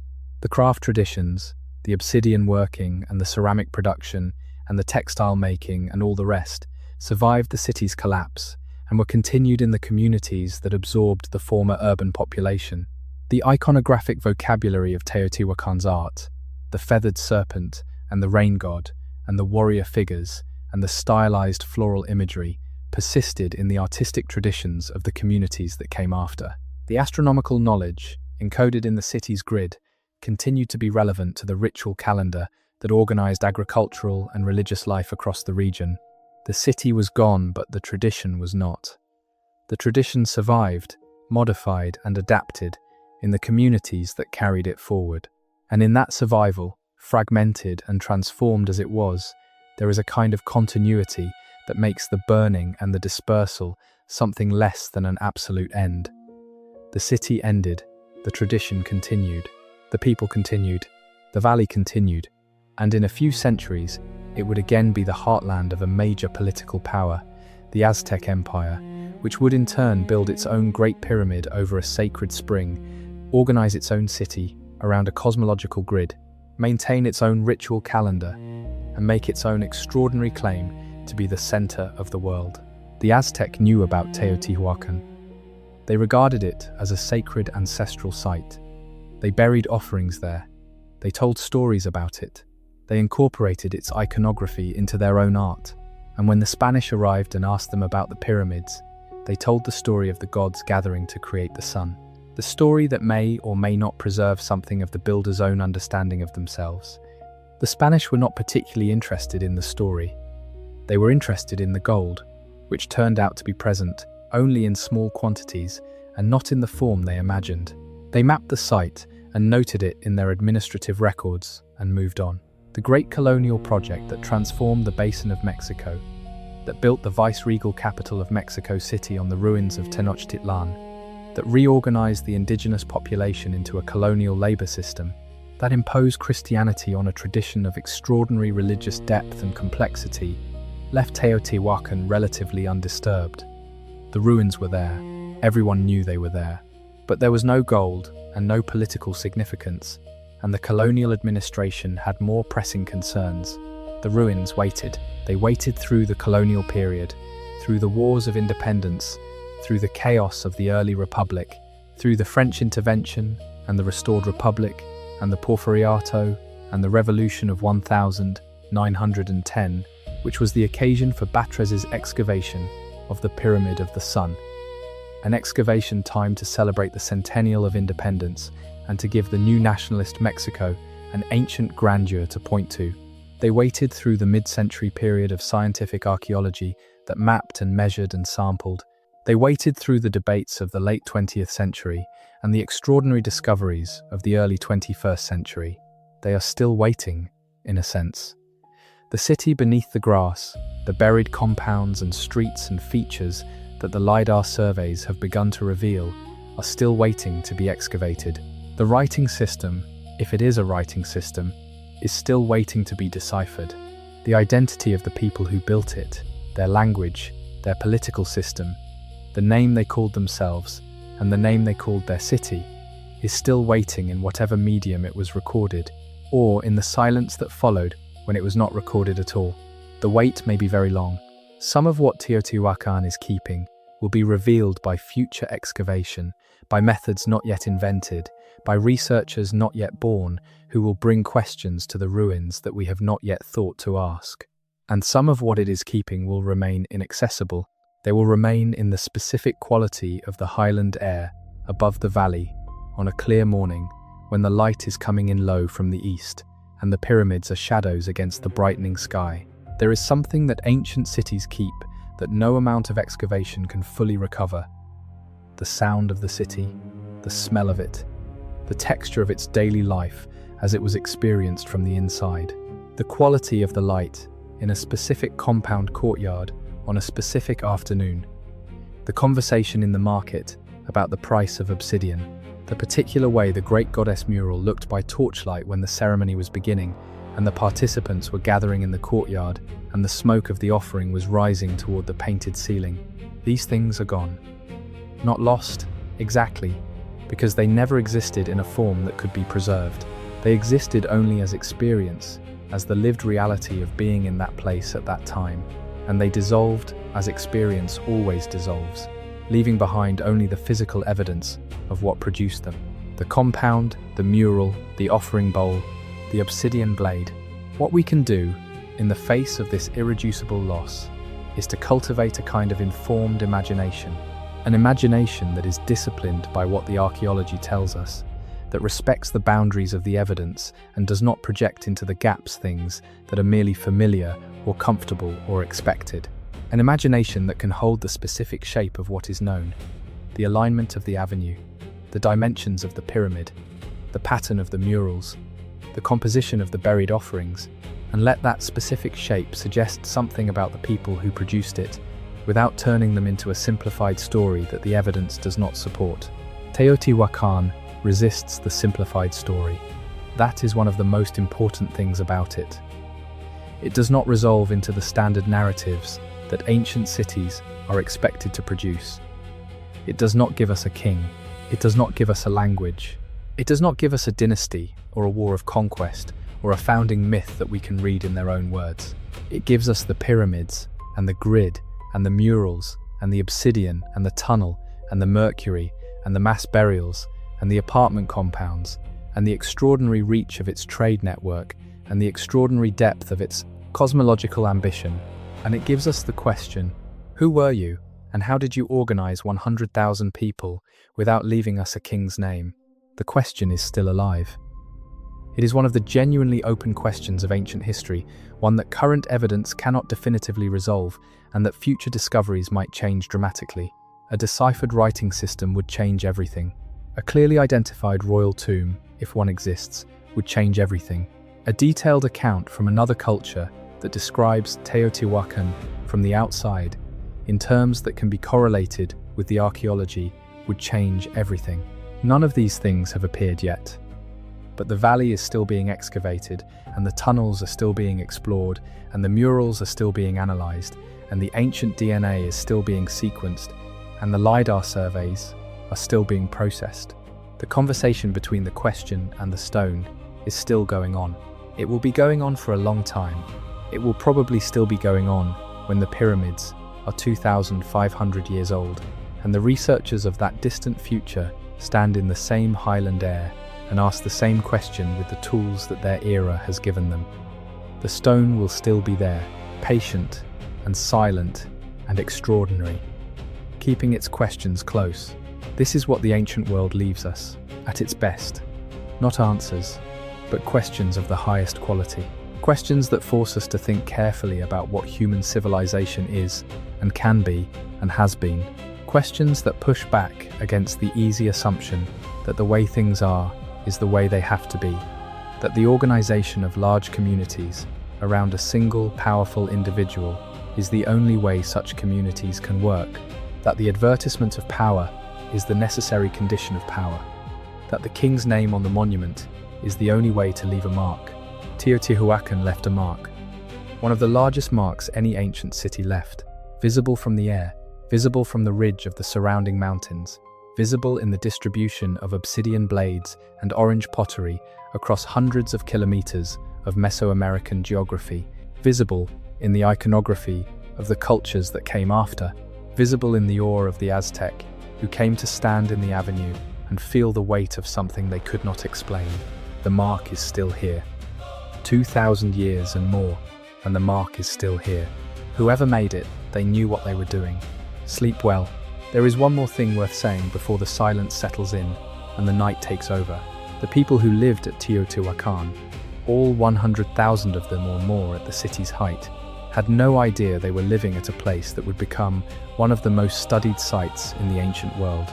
They had no idea that 2,000 years after the last fire was set in the last temple, strangers would come from distances they could not have imagined, carrying instruments that translate rock into data and DNA into ancestry, asking questions about who they were and how they organized themselves, and why they chose the particular forms of expression that they chose. They were simply living, getting up in the morning in the compound, grinding the maize, checking on the obsidian workshop, bringing water from the spring, going to the market, watching the children, keeping the shrine in the courtyard with the small offering of flowers or food that maintained the household relationship with the ancestors and the gods. Looking up, sometimes, at the pyramids that rose above the apartment blocks, those enormous red-painted monuments to something larger than any of them. They were living inside a city that was, to them, the center of the world, and in a certain cosmological sense, they were right. The city's grid aligned to the calendar aligned to the sky. The sky was the structure of time, and therefore of everything. To live in the grid was to live in alignment with everything. To be a part of Teotihuacan was to be a part of the order that governed the cosmos. We do not know if they knew this. We do not know if the ordinary compound residents were aware of the astronomical alignments of their city's streets, or if that knowledge was confined to the ritual specialists who maintained the calendar and performed the ceremonies at the summit platforms. We do not know if the woman grinding maize in the courtyard thought of herself as living inside a cosmological model, or if she simply thought of herself as living in her compound, in her neighborhood, in her city, in her ordinary life. Perhaps both were true at once. Perhaps the cosmological significance was background and the daily life was foreground, and the two coexisted without either one cancelling the other.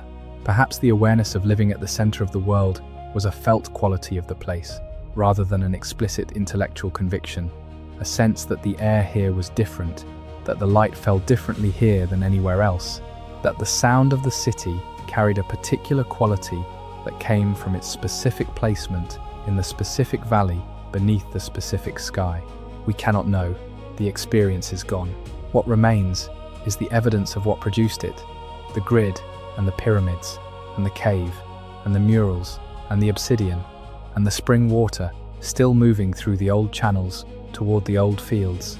The evidence of a city that was, for several extraordinary centuries, one of the most important places on Earth, and the evidence of the question that the city left behind when it was over. Who were you?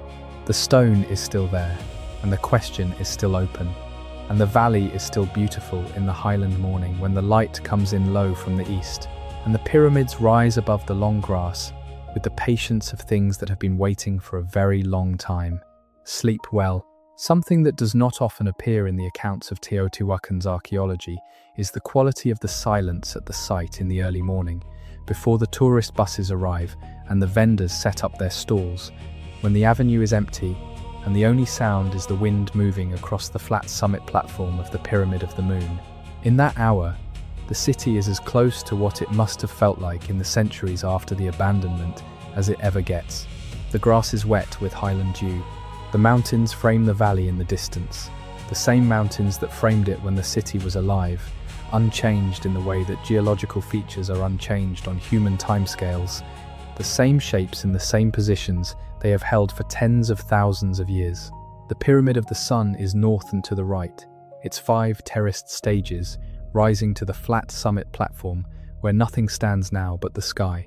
The Street of the Dead runs arrow straight from the Moon Pyramid to the distant horizon, its old paving buried under centuries of soil and grass, but its line visible in the slight elevation of the ground, in the way the landscape still carries the memory of what was built on it. The Ciudadela is to the south, its great enclosing wall still visible, the Temple of the Feathered Serpent still carrying its extraordinary carved facade of projecting serpent heads. Standing in that early morning silence, with the whole extent of the city spread around you in the mild highland air, you feel the scale of the organizational achievement, not as an abstraction, but as a physical fact. Someone organized this. Someone held together the labor and the intention and the cosmological vision that produced this landscape over many generations. And they did it, as far as we can tell, without leaving a name on any of it. That choice, if it was a choice, is perhaps the most interesting thing about Teotihuacan. More interesting than the precise alignment of the avenue. More interesting than the mercury in the tunnel. More interesting even than the mass burials in the pyramids, which are in the end not so different from what other ancient cultures did in the service of their own cosmological frameworks. The choice not to name is rare. It runs against the grain of how power usually works, against the deep human urge to attach identity to achievement, to say, here is what I made, and I made it, and my name should be remembered. Teotihuacan said none of this. Teotihuacan said only, here is what was made. Here is the cave, and the pyramid above it, and the grid, and the tunnel full of stars. Here is the city that aligned itself to the sky. And here is the question we are leaving you. The question is the gift. It is enough.